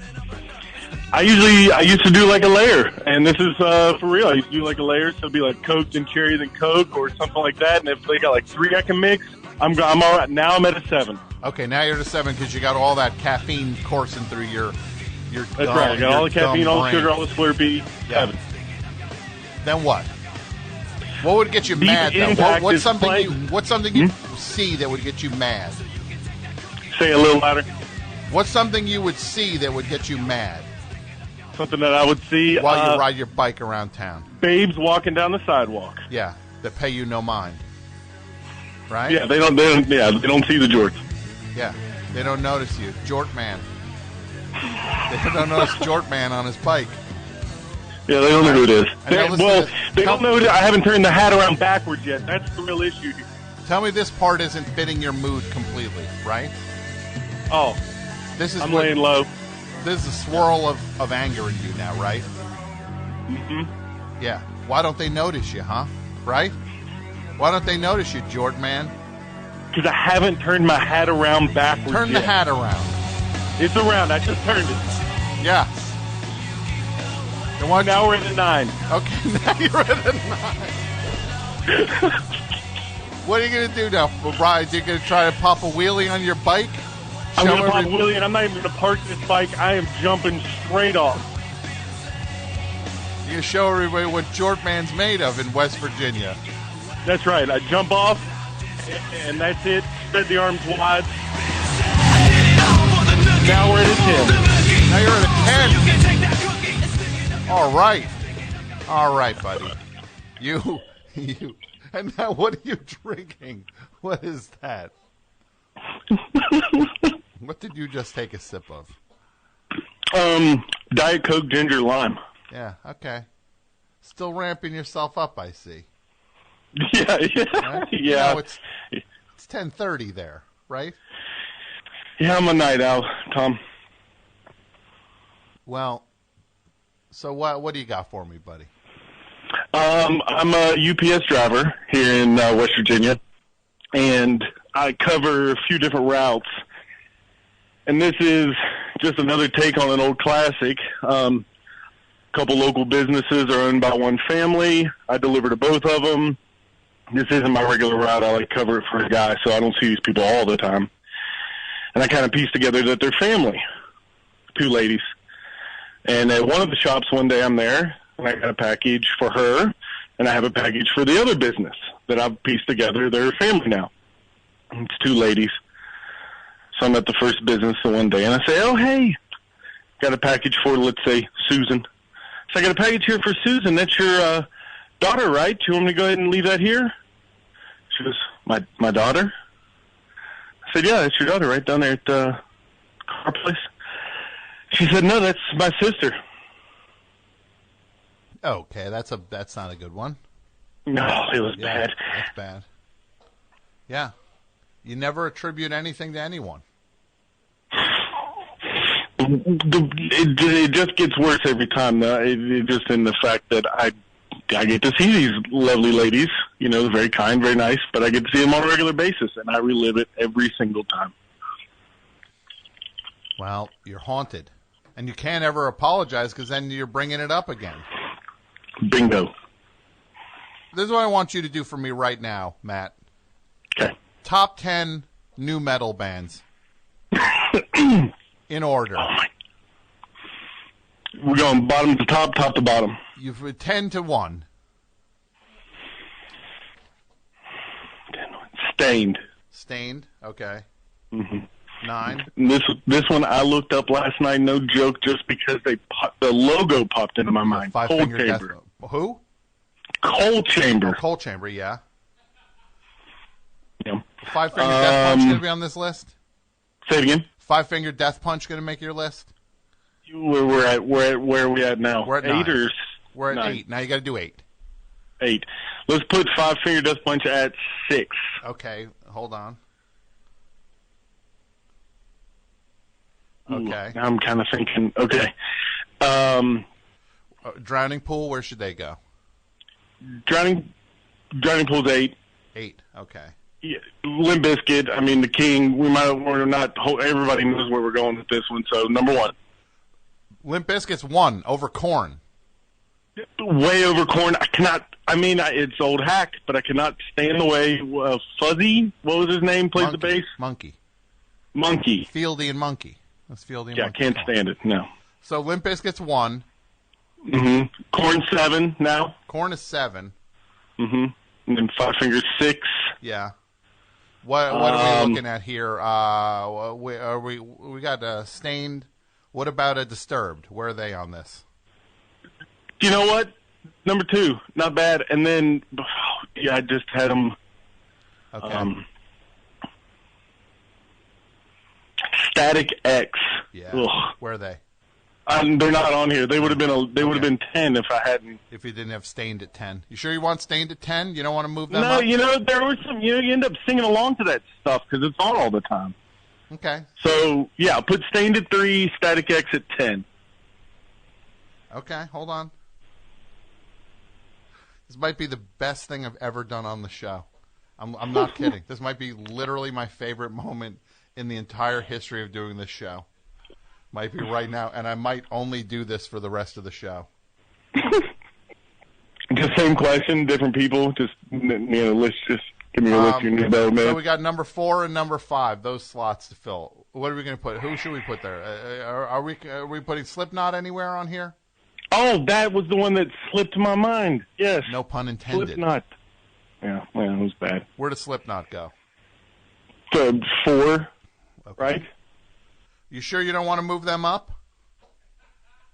What do we put at 2? 2's Disturbed. Sure you don't want to switch Disturbed? Yeah, no, Slipknot, yeah, just for the longevity of it all. Slipknot are second. Mm-hmm. And Disturbed are 4. We're switching them. Right. And now who goes 5? A System of a Down? Are Rage Against the Machine considered new metal?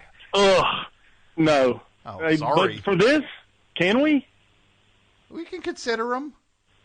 Well, we'll consider them. Who else do we have? Who else is left on the board to choose from? What do we got? Still left on the board. Papa Roach, are they considered new metal? But what are more of those like face piercing bands?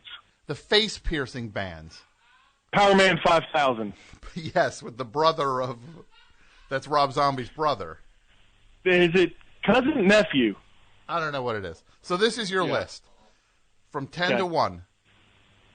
Static X, Cold Chamber, Drowning Pool, Korn, Five Finger Death Punch, Power Man 5000, Disturbed, Stained, Slipknot, Limp Bizkit. Ooh. You sure you're not having any second thoughts about anybody not being on there? No POD. One more rundown. I know You that's just said rude to POD ask. aren't One more on the rundown. list. POD aren't on the list.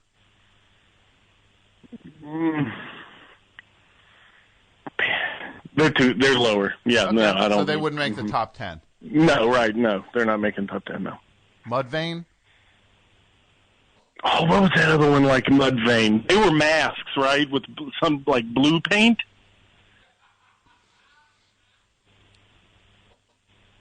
Well, you want Mudvayne? No, not on the list either. No. No, Cold Chamber. I'm kind of feeling bad because I really like that logo. Maybe the Cold Chamber logo. Mm-hmm. Yeah, then it had a little smiley face in there, right? Yeah.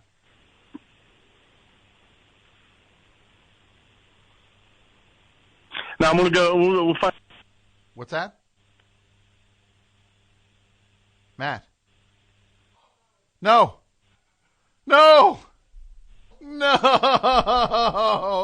The greatest caller ever. Where are you? Oh. Best show, hi. Hey, Tom, it's Dave in South Philly. How's it going? Dave in Philly. Yeah. What's up, Dave? I got something for the topic. What do you got? So, back when I was like 22 years old, I was invited to a Halloween party where I knew only about 2 or 3 people there. Mm-hmm. And, I was introducing myself, walking around, and I met this girl who was wearing a costume like she was a dog catcher. She had all these fake dogs attached, stuffed animal dogs. And she had her arm like inside her jacket, so it was like an empty sleeve with a dog attached to the sleeve. So she was telling the story about how she was writing some guys in jail, and like she has a crush on this guy in jail. And I was like, well, you should get what you can get. You only have one arm. Thinking it was a Halloween costume. Mm-hmm. Yeah. And she really only had one arm. Oh boy, that's a bad one. And it was horrible. I felt so bad. That's bad. And she proceeded to run into the kitchen and grab a giant steak knife and chase me out of the house, where I had to stay on the front porch for about maybe an hour until everybody calmed her down. I seriously had no idea it was the worst. Oh, so she thought you were being extra mean with it. She thought I didn't know she didn't have an arm. But she thought it was thought you just a were, yeah, costume. she thought you knew and were being extra mean. Right, Okay, right, well, right. that's terrible and unfortunate. I can understand where she's coming from if she didn't know. Oh, absolutely. Maybe that would be the worst thing you ever heard. Yes, exactly. All right. So that's me putting my foot in my Good mouth. one, buddy. Thanks, Okay. buddy. You got Being told. Best show, hi. Hey, Tom, it's Matt. Matt again. Where'd you go, buddy? You scared me. I'm sorry. I don't know. Just lost connection. So seriously, you don't want System of a Down on this list at all. You hate them. I need to run down the list again. Number 1, we have Limp Bizkit. Number 2, Limp Bizkit, number 1. Number 2, Slipknot. Number 3, Stained. Number 4, Disturbed. number 3, System of a Down. Number 3, so we're ditching Stained entirely from the list? I think we're gonna have to. I need to write this down. Okay, because here's your list now. Limp Bizkit, number 1. Disturbed, number 2. No, Limp Bizkit, number 1. Slipknot, number 2. System of a Down, number 3. Disturbed, number 4. Power Man 5000, number 5. Five Finger Death Punch, number 6. Korn, 7. Drowning Pool, 8. Coal Chamber, 9. Static X, 10. What did we leave off? Who'd you leave off? Mudvayne. Then let's move Static X. But I really like that guy's hair in Static X. Okay, well then you keep him on. He had that big hair and it went into the beard. But Papa Roach have no place on your list. No place. I cannot take it anymore. What was their big? What was it? Superman, or is that Three Doors? That's 3 Doors Down. Over there. You're crazy? That's not. Yeah, sorry. Papa Roach is "This Is My Last Resort." Oh, that's right. MTV destroyed that video. Yeah. Right? This is my last resort. Didn't they perform in the squared circle? No, Yeah. the octagon. No, they did. Yeah, they were in the octagon. Right. Chop Suey video was at like a motel. So good. Nookie video was more or less at like in like a motel. Like they all shot outside of motels in their videos. That's where I want to shoot a video one time. That's where shot OPP was outside of a motel. Yeah. Yeah. I'll shoot a video. Malibu's Most Wanted. Didn't that shootout happen in front of the motel? Not a music video, but. Remember when they hauled Durst off at the end of Nookie as if he got arrested, but it's completely fake? Like the cops are pulling him away. But you hate Rage Against the Machine. Yeah, they never stuck with me. When I was a kid and all this was coming around, I had friends that were into like real metal, which I wasn't into yet. Yeah. And the way they wanted to ease me into it was like with Rage. Mm-hmm. And like I was into yeah. That didn't do it for you. Quit it now. No, you're hitting all the points that didn't do it for me. Yeah, no. Remember the Nina, the Pinta, the Santa Maria. You didn't like that? I remember. Mm-hmm. Sleep now in the fire.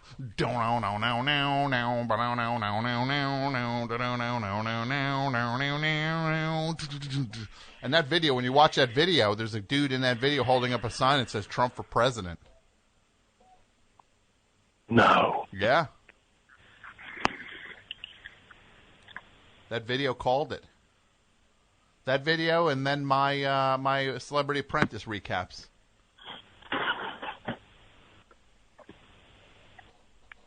Quit it now! Did you hear that? Mm-hmm. So you don't like this. Just listen to this. You tell me you don't like this. Maybe you don't like rock music. I don't know what to tell you. Right?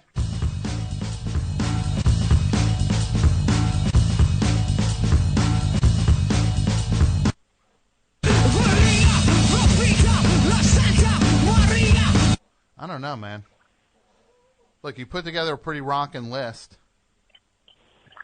I can't believe you that you'd leave that you'd put You'd have Five Finger Death Punch on this thing and not Rage Against the Machine. But it's your list. This is your list, Matt. That's why it's Matt's It is list. my list, and I am going to leave. I'm going to have to leave Rage Against the Machine off. All right. That's fine. I will say this. Anybody wants to call and talk about their top 10 new metal bands tonight, they get preferred calling. Anybody wants to do their top 10 new metal band list gets preferred caller status tonight.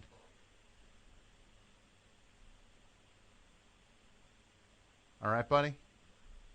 All right, Tom. All right.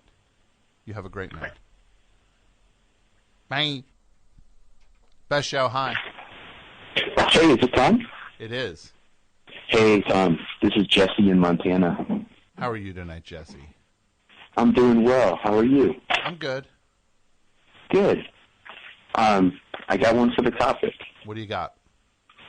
So, I guess this is a story about being sassy online and then having that bite you in the butt in real life. Okay. So yeah, I was in a band, and there was basically we were part of this sort of like charity event, and the guy who was running the venue, he at the very last minute, when he realized how well the event was going to do, kind of raised the rent on us, and so I made some snarky comment online, and it was like Instagram or something, so like didn't think too much about it, right? Mm-hmm. And then a few months later, like months go by, and I'm playing a show at one of his venues, and I walk in, and I'm just loading in backstage, and so it comes down the stairs, and I'm just like, hey, what's up? My name's Jesse. I'm here to load in. And he's like, oh, you're the Jesse who's been talking smack about us online. And so I'm just like standing there like completely unprepared as he like basically reads me my rights for the next like 30 minutes about how myself and none of my bandmates are ever going to play in one of his venues again. And yeah, I was pretty embarrassed. Yeah. But it was also. Oh, go ahead. It was also what? Oh, it was one of those situations where like you walk away and you come up with all the sassy things you can say back, but like in the moment you're completely unable to respond. Oh, I get that. Yeah, you've been there. Yeah. Yeah. So that was my fumble. You're flapping your gums. It's true. You never expect people to like actually read the comments, Yeah, but some of these guys, they can't help themselves. That's why they're called comments. So Yeah. tell me, will you want to do your top 10 new metal bands? Top 10 new metal bands. Oh man. Like. If you don't sweat it. Don't worry. All right. Let's see. Let's say. I mean, Korn's got to be at the top, right? Well, somebody just called with theirs. Matt, did you hear Matt's call? No, you didn't. No, I was waiting online. Okay. Yeah. Yeah, we got Matt. This is Matt's list. All right. At number 10, he had Static X. Then he had 9 Coal Chamber, 8 Drowning Pool, 7 Korn, 6 Five Finger Death Punch, 5 Powerman 5000, 4 Disturbed, 3 System of a Down, 2 Slipknot, 1 Limp Bizkit. I mean, how can you follow that? That's the pantheon right there. Yeah, but you could change the there's no Mudvayne on this list. There's no Rage Against the Machine. Okay, No let's say. So let's do your list. Puddle of Mud. Hold on. Okay. No, Puddle of Mud are not new metal. Come on. No. Okay. All right. So what do we got here? Who's 10 on your list? What's your name again? I'm Jesse. Jesse. All right. Let's say 10 is Slipknot. Really? I actually kind of like them. Very low for Slipknot. You sure about that? Yeah. Let's go with it for now. I'll get them laid out and see if I need to switch it around. Okay, Slipknot at 10. 9. 9 is going to have to be Powerman 5000. Powerman 5000. Yep. Okay. Let's go with... You still got a lot of bands on the table still. I know, it's a lot of bands. Papa Roach. Papa Roach is a good one. You don't have to go in order either. If you feel like somebody should be number one, just drop them at number one. Okay, I think Limp Bizkit's got to be at the top. So they're number one. Yeah, I think it's easy for me to work top to bottom, so let's do that. Okay, so Limp Bizkit's number one. Yep. Korn's got to be 2. Korn is 2.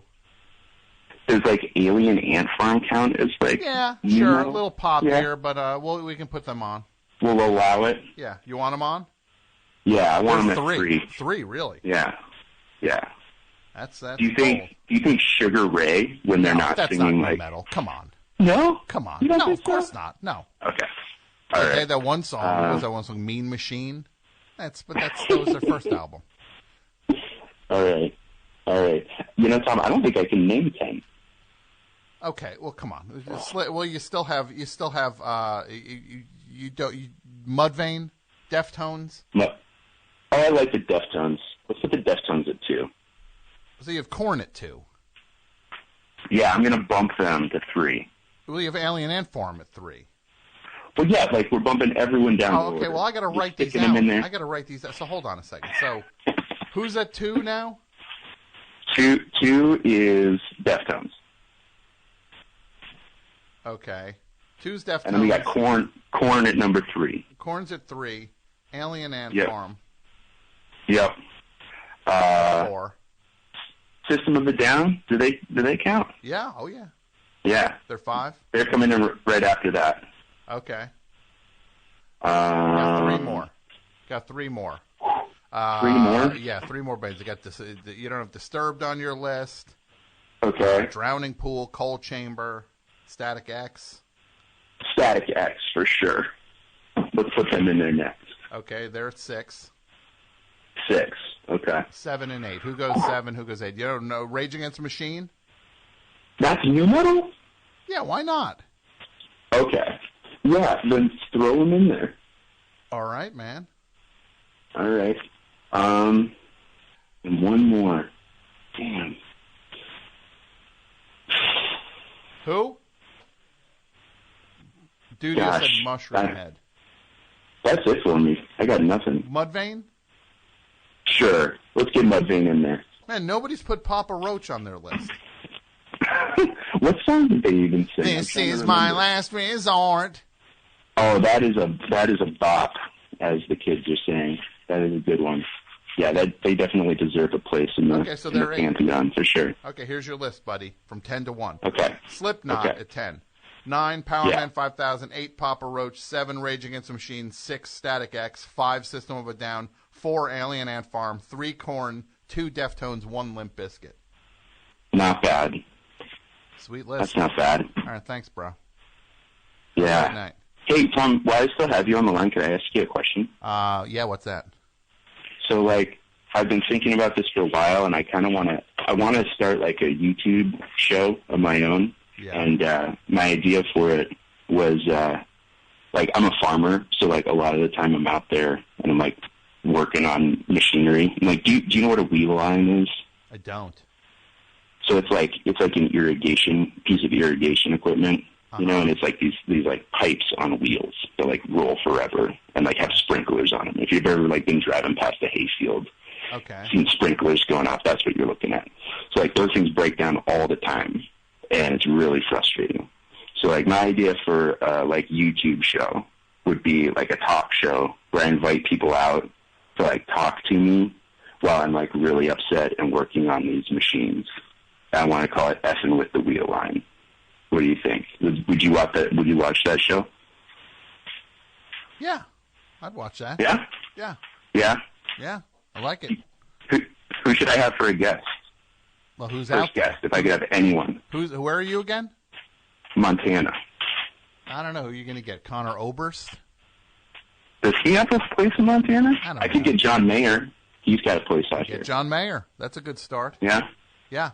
Maybe Harrison Ford. Yeah, it sounds like you've got a winning guest list. All right. All hey, right, I appreciate Let me know when you get the show going. I will. I'm being told to go to line 3. You get preferential treatment. Welcome to the best show. To whom am I speaking? My name is Jacob. Jacob, where are you calling from? Treefort, Louisiana. All right, Jacob. Let's start your list. Of we're doing the list here. That's what you called about, right? Right. I didn't know if we. We're getting right to it, man. Sure. You we'll do corn. Corn. Who's number 1? That's number 1. Yeah, I'm Corn sorry. We're going 1 to 2, 1 to 10. I guess Okay. I would go corn, Limp Bizkit, System of a Down, obviously. Okay. We have to throw. I see Tom has seemed to enjoy Mudvayne. I was going to throw those guys in there somewhere. Okay. You got Mudvayne at 4. Slipknot, I guess. If you want to do a list, also, we'll bring you in. Hold on, Mike. Sure. Mike wants to do his new metal list soon. All right, so Okay, Slipknot yeah, at yeah, 5. Who do we got at 6? Number 6, Godsmack. Godsmack. That's right. Yeah, I'm totally just sort of looking at these guys online. Disturbed, they would go in there for sure, I guess. Who are we missing? Who are we missing? Let's see. Static X, Papa Roach, Rage Against the Machine. Yeah, see, I feel like Rage are like technically too good to be on that list. You know what I mean? Well, Deftones. Yeah, probably. Deftones at 8. Sure. Maybe Avenged Sevenfold. Okay, at 9. That's good. And then, do you remember?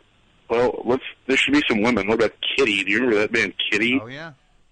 Yeah, you got Yeah, Kitty at 10. Here's Yeah, your let's list. throw that on there. Here's your list from 10 to 1. Sure. 10, Kitty. 9, Avenged Sevenfold. 8, Deftones. 7, Disturbed. 6, Godsmack. 5, Slipknot. 4, Mudvayne. 3, System of a Down. 2, Limp Bizkit. 1, Korn. That sounds perfect. Yeah. Great Yeah. list, Jacob. Anything else? I think that's it for now. All right. Thanks for the call, buddy. Yeah,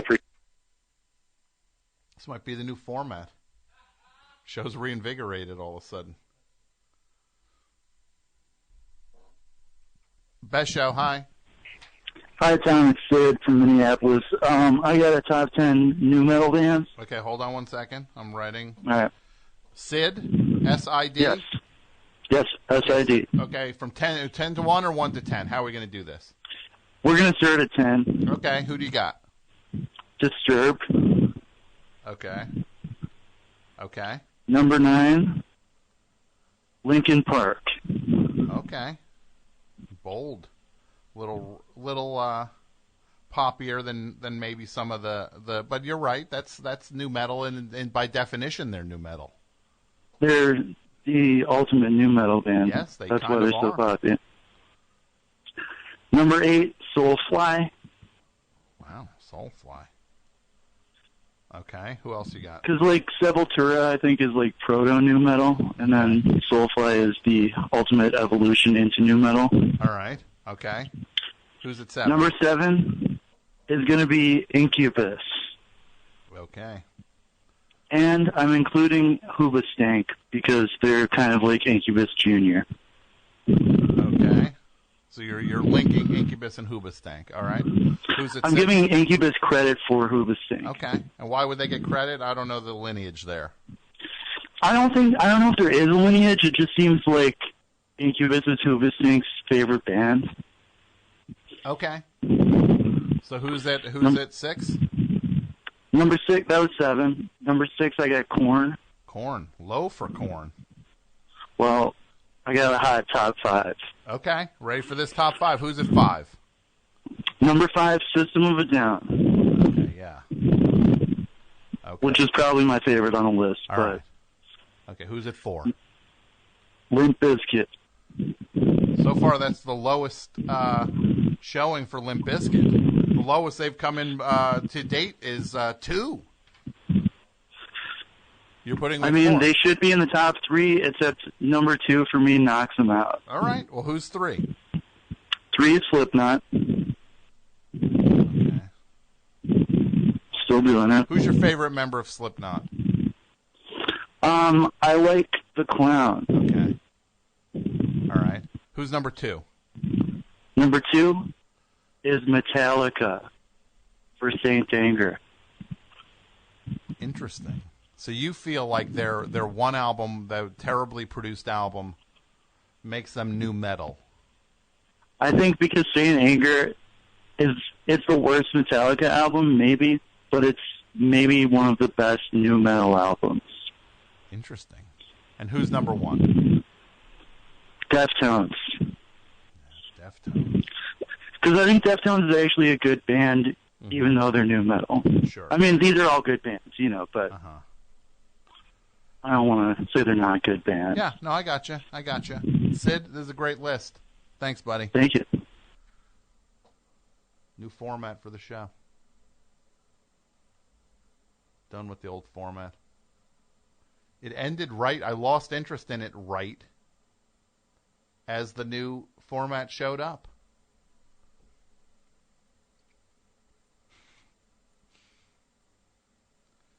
I really wish somebody at that Limp Bizkit show would call in. I wish I was at it.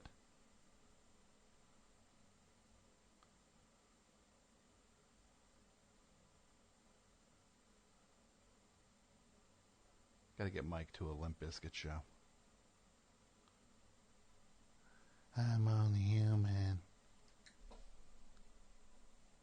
Best show, hi. Hi, Tom. Colette from Athens. Colette from Athens. How are you? How are you? I am good. Do you have your list ready? Yeah, I do actually. Uh-huh. I heard you were talking about new metal, and I got really excited because this is my subject. Okay. You have many subjects, Colette. I have many subjects, but the book of poems that I wrote that's coming out this month actually has several poems dedicated to Limp Bizkit in there. Goodness. So this is my subject with like capital M, capital S. Okay, I'm ready. Are you going to go from number 10 to one, 1 to 10 you're going? Yeah, I'm going to go 1 to 10 because that's easier for my brain. Let's do it. Number 1 is System of a Down. Number 2 is Rage Against the Machine.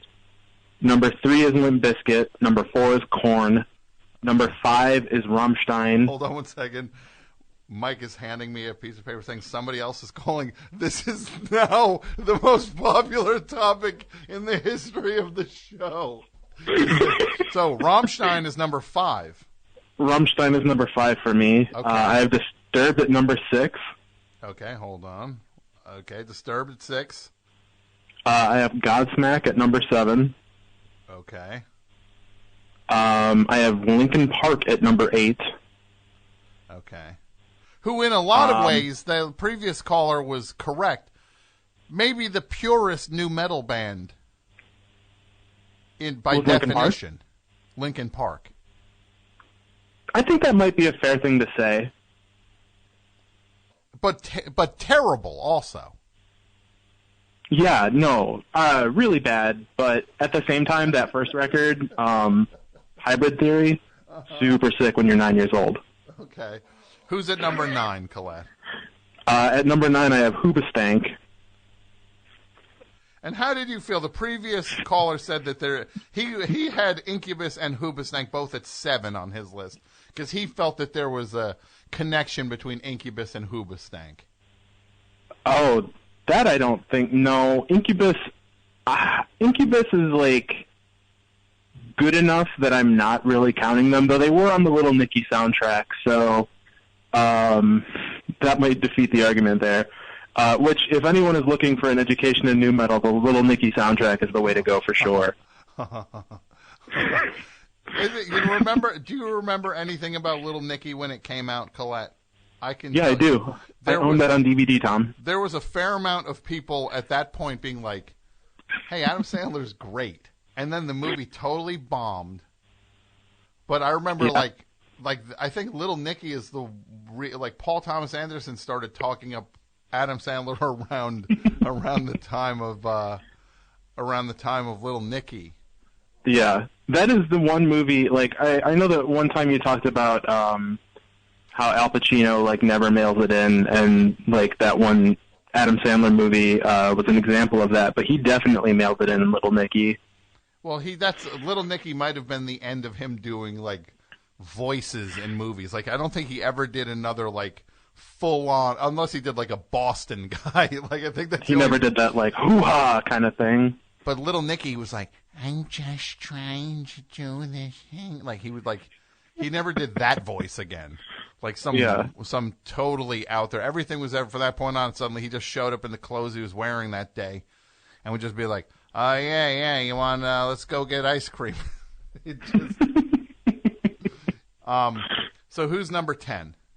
My number 10, based entirely on the strength of the album "Devil Without a Cause," and the fact that he did the Undertaker's theme song, would be Kid Rock. Kid Rock, yeah.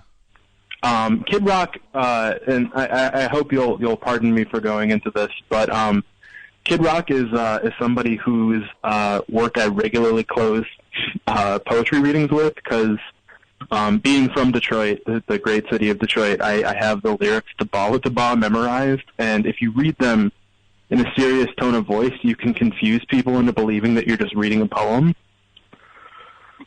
I don't know if you're at all interested in hearing that. I would like to hear a little bit of it. Sure.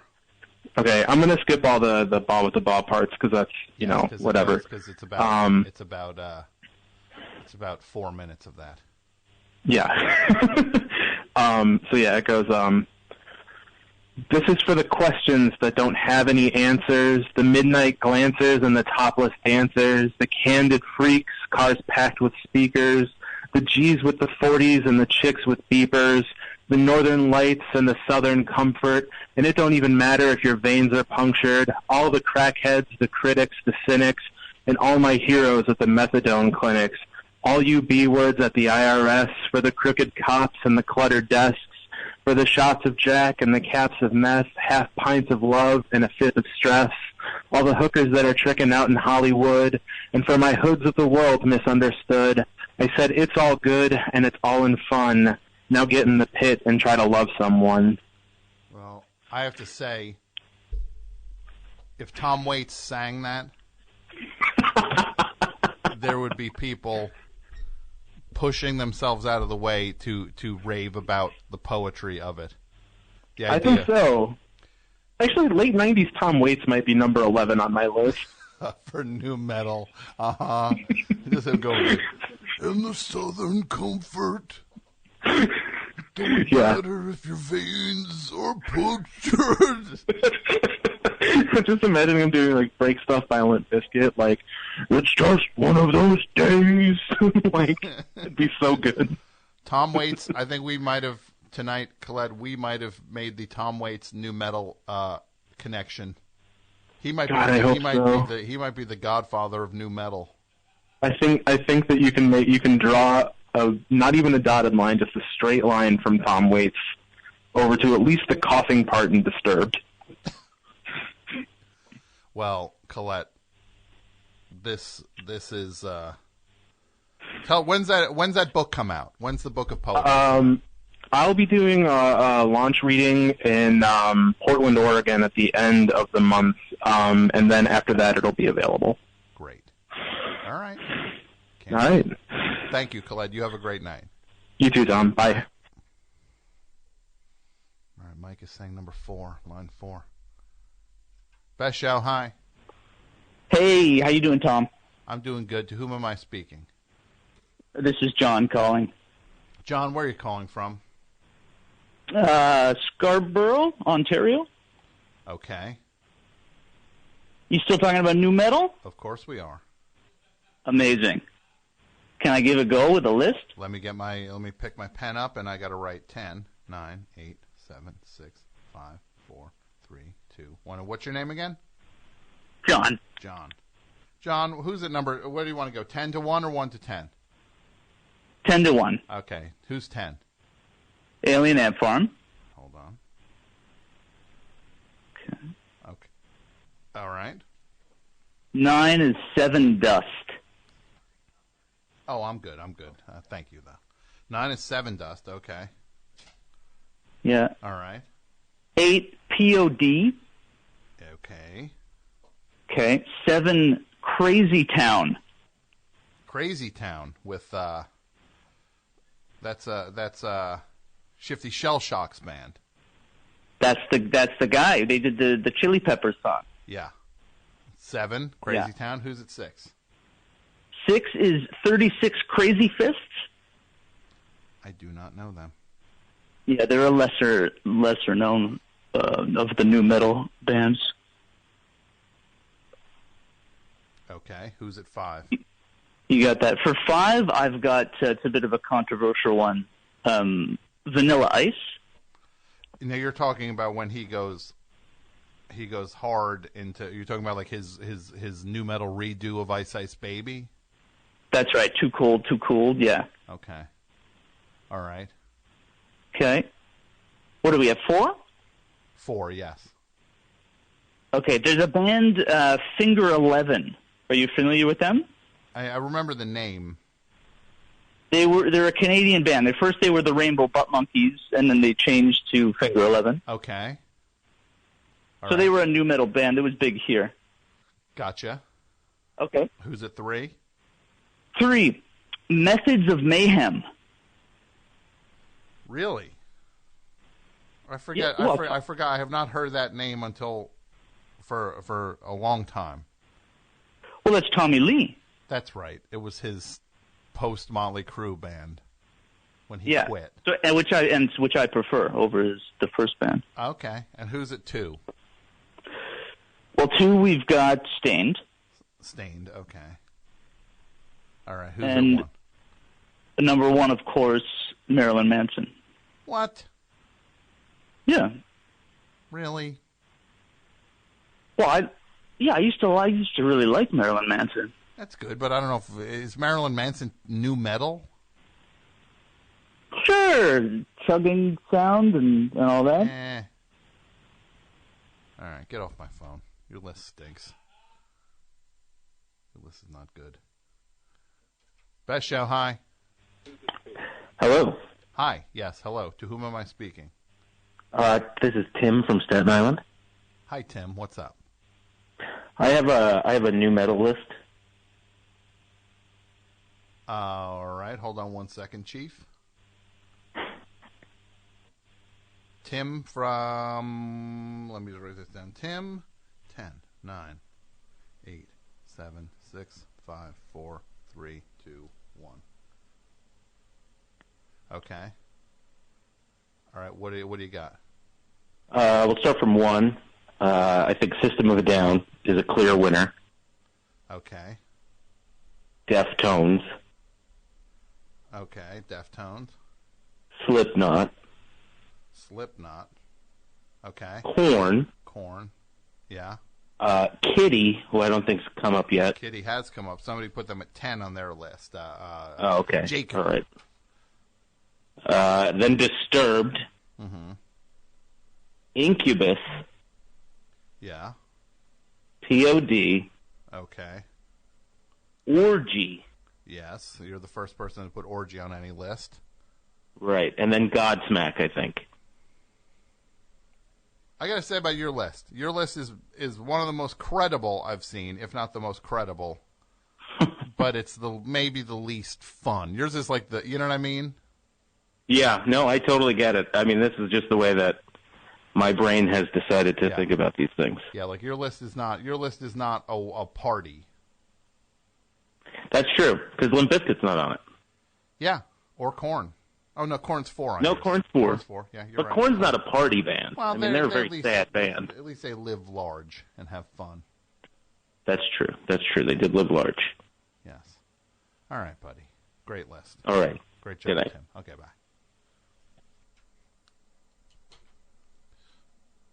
Best show, hi. Hey, Tom, it's Jefferton from Texas. How are you, Jefferton? I'm doing great. I have a new metal list.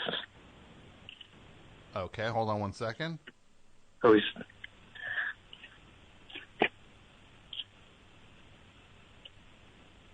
Okay, 1 second. Might be some controversial choices. Okay, hold on.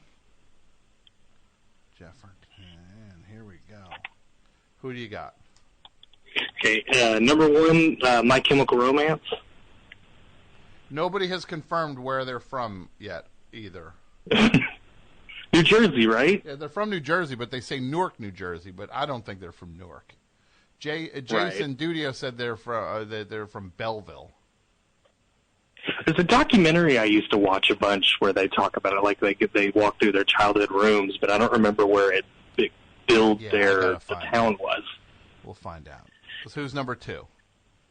AFI. AFI. All right. Number 3 is Audio Slave. Really? Yeah. Okay. The Rage Against the Machine plus super Chris group. Cornell. Yeah. Yeah. What was their big From song? the Ashes. Their big song was Cochise. Yes. They're playing on like an oil derrick or something, or like an oil platform. Right, yeah. Who's number 4? Drowning Pool. And their big hit song, Let the Bodies Hit the Floor. Let the Bodies Hit the Floor. Right?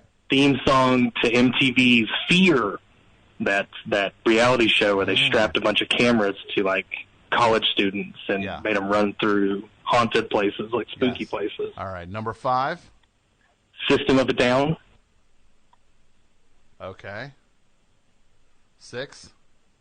Powerman 5000. Ah. Okay.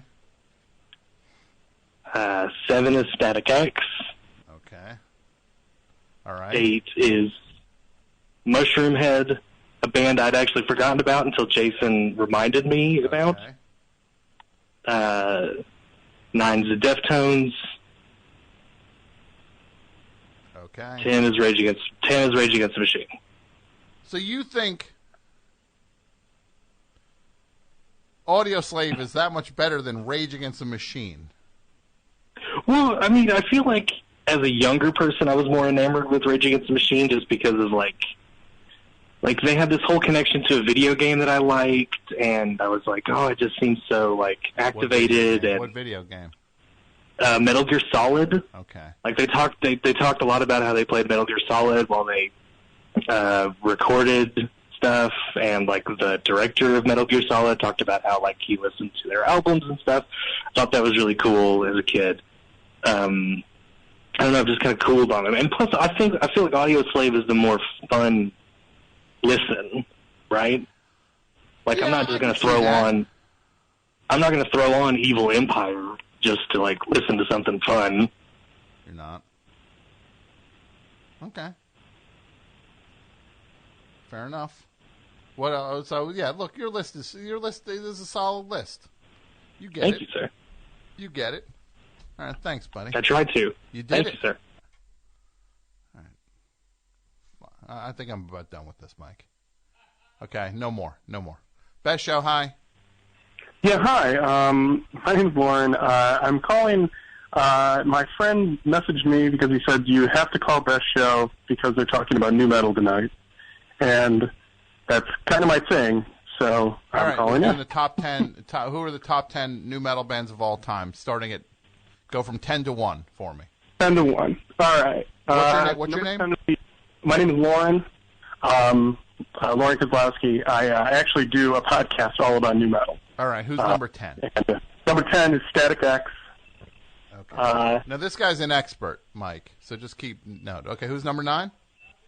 Number 9 to be Disturbed. Okay. Actually, I just tweeted this at you. I want to make sure I didn't lie on my own list here. And what do I have at 8? I'm sorry. 8, I have POD. Okay. 7, I have Cold Chamber. Okay. 6, and this is going to be controversial, but I've been listening to a lot of new metal over the last 2 years, and I stand by it. Korn. Okay. Why is that controversial? 5. Why is that controversial? Because everybody believes the Korn is the best because they were the first. Oh, so you're saying they're low on your list? Yeah, they're lower. Okay. I mean, they're really good, but Yeah, they're okay. you know. Who's 5? Number 5 is Soulfly. Okay. Number 4 is Slipknot. Who's your favorite member of Slipknot? Gotta be Clown. Okay. Because it'll kill you. So. Number 3? System of a Down. Okay. Number 2 is Deftones. Okay. Who's 1? And number 1 is Limp Bizkit. That's right. Do you wish you were seeing them tonight in Los Angeles? Dude, you don't even know. I would love to be there. I had a moment where I was like, can I make this work? I cannot make it work. I'm in the middle of Indiana. Couldn't make it work. We have a guy named AP Mike. He's an associate producer at the show. He's at the show right now. I'm so jealous of AP Mike. I wish I was there. I was just watching Fred Durst's Instagram not long ago, and he was taking pictures and stuff. So yeah, I wish I was there for sure. Mike is pumped. Yeah, my co-host on the podcast, the first time her and I saw Limp Bizkit together, afterwards we went to meet the band next to the bus. We only got to meet the drummer, John Otto, and then my friend turned around, tripped, and knocked her teeth out. True story. Oh, my God. Yeah. Now, how do you feel as a new metal fan? Do you feel when people say that Fred Durst paved the way for MAGA hats? How do you feel about that? I don't think that's true.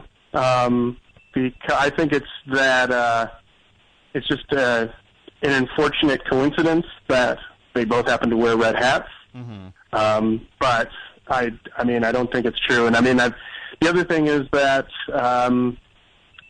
I mean, Wes Borland's been pretty vocal about fighting people on his Instagram who are pro-MAGA and everything like that. And so I think, history will bear out, once again, having listened to so much new metal and listened to so much, Limp Bizkit and everything like that, they're on the softer side of things, in regards to their viewpoints on the world. And I mean, just jumping from, I don't want to get too deep into this and sound like a super nerd or something, although I am, is like there's a noticeable dip in the misogyny as you go across the albums, and to the point where they did an EP/album in 2005, where Fred Durst is like ranting about like priests molesting kids and why isn't anybody doing anything about it. So, I mean, there was like a level of maturation going on that gets overlooked sometimes. But, yeah. Well, this is an exciting night. I appreciate your call, Lauren, and we will talk to you soon. Awesome. Thanks so much for having me. Plug your podcast, Lauren. Oh, yeah, my podcast is the Roach Coach Podcast. That's Coach with a K. We post a new episode every Wednesday. We got a new one coming up tonight. So your show's called Roach Coach, but you have Papa Roach on your list. Yeah, well, I made the list with my co-hosts in mind. When we named the group, we liked the alliteration with it, but when we did our Papa Roach episode, it came to find that my co-hosts hate Papa Roach, and I'm the only one that likes them. Well, let me ask you about a couple things that people put on this new metal. Here are some of the things that people that made other lists. You tell me if some of these bands qualify. My Chemical Romance. Absolutely not. 100% Thank you. In error. Yeah. Wrong. Thank you. Marilyn Manson. No.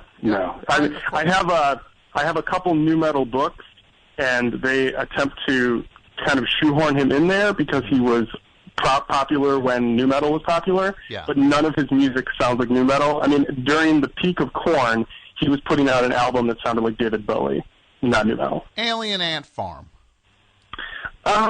They get put in because they're friends with Papa Roach. We actually did their album on the show because we thought it might be new metal. It was recommended by our listeners, but it's not. It's right in the edge. Crazy Town, Town. but not new metal. Crazy Town is new metal. Okay. And they're very bad. All right. Methods of Mayhem.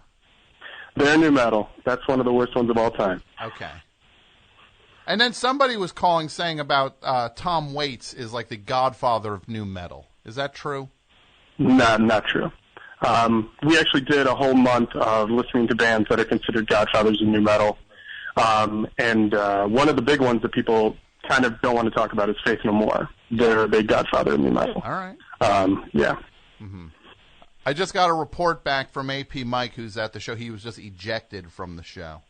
Mm-hmm. From the Limp Bizkit show. My producer was just ejected. What do you have to say? He just got thrown out for trying to film it. Oh, no. Yeah, I know.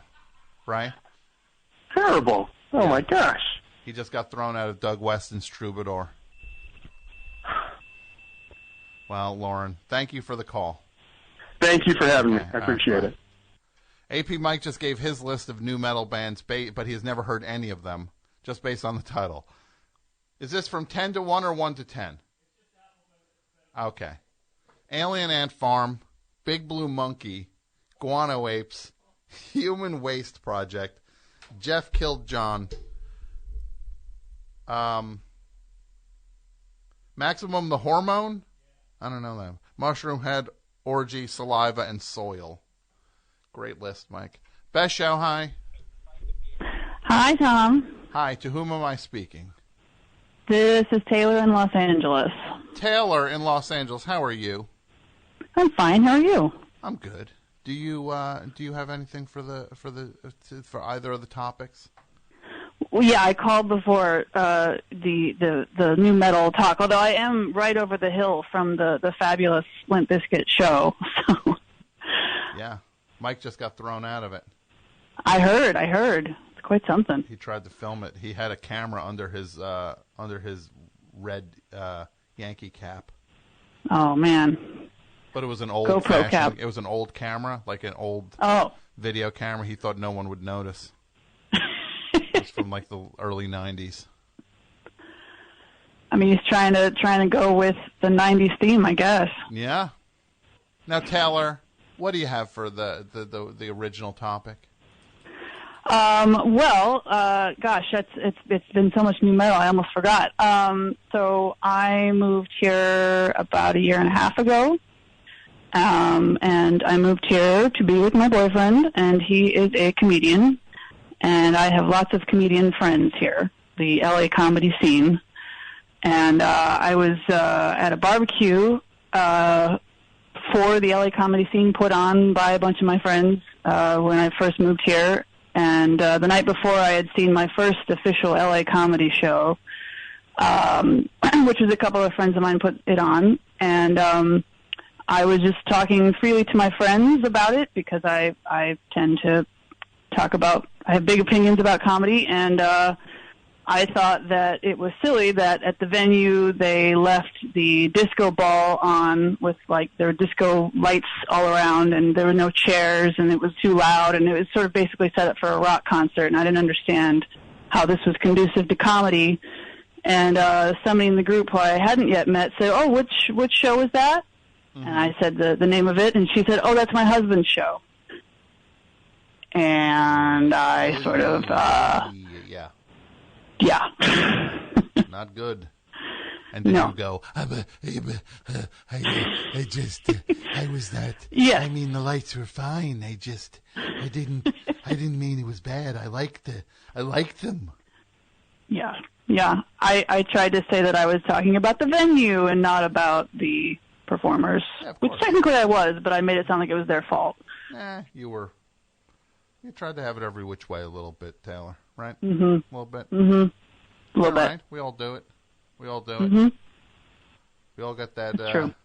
We all fold under the, as Billy Joel called it, the white hot spotlight. I definitely folded. It is true. I did have a Limp Bizkit anecdote. I don't know if that's something you're interested in. Well, Nookie came out the summer I started college, or the summer before I started college, and I went to my college orientation, and I grew up, I was a theater kid, and the kids who ran the whole thing paired people off into groups and asked them to come up with some sort of fight song, and this is at the University of North Texas, where the mascot is a bird. And I'm trying to think of the name. It just left my brain. I believe it was Scrappy was the bird's name. Okay. And so I suggested and was made to do. Nobody else would do it. I did it all for the Scrappy, and really got the crowd going. That's when you got the bug, huh? The showbiz bug. Oh yeah. I had to go from there. I just couldn't stop after that. And then you've been chasing that moment ever since. I guess so. Trying to get back. Blame it on Limp Bizkit. Blame it on the University of Texas or whatever it was. What school? North Texas. Very small school. University of North Texas. Yes. Go Scrappy. Exactly. Oh, exactly. Taylor. The mean green. Yes. All right. Well, you have a great night, Taylor. Thank you for the call. Thank you. Bye. Yeah. Well, Mike, I'm going to play a record. Maybe I'll end the show a little early. What do you think about that? Do I have what? No. Nah. I think I might end it early. It's a band called Boss. Are they called Boss? Boss? Where Boss from? I gotta find out where Boss are from.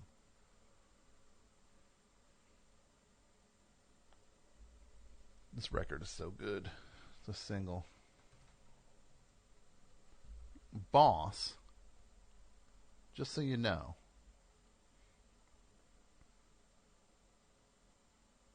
Oh, this is Jonah from Effed Up. Yeah, of course, I knew that. It's so good. Yeah. It's really awesome. It's a single on Goner.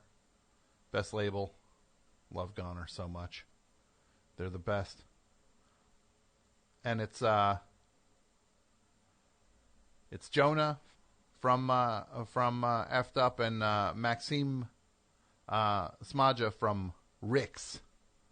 I am less familiar, but it is really good, and we're going to listen to it now. And I think that might do it for the show tonight. We'll be back next week, and we will talk more, and I appreciate everybody who listened, and, we're all, what are you going to do? Life's rough, baby. Yeah. Take your lumps, you work through the fog of sadness, and then somehow you come through the other side and you say to yourself, you know what? What I bring to the world is I'm just a dumb Spalding Gray, and if that's what I am, then so be it. But here's Boss. Let's check this out, and we will be back next week. Thanks for listening. Bye. The Best Show is produced in partnership with the Forever Dog Podcast Network. The show is hosted by Tom Scharpling and features John Worster, Jason Gore, Pat Byrne, and Michael Lisk. The show is produced and written by Jason Gore, Pat Byrne, Michael Lisk, John Worster, and Tom Scharpling. The Best Show is executive produced by Tom Scharpling, Brett Boehm, Joe Cilio, and Alex Ramsey. The show is engineered and mastered by Andrew Gleason, website and technical support provided by Martine Sellis, and the show is recorded at Forever Dog Studios in Los Angeles. Support The Best Show on Patreon over at patreon.com/TheBestShow, and follow us on YouTube, Twitter, and Instagram over at Best Show 4 Life. That's Best Show number 4 Life. Thanks for listening, and we'll see you next week.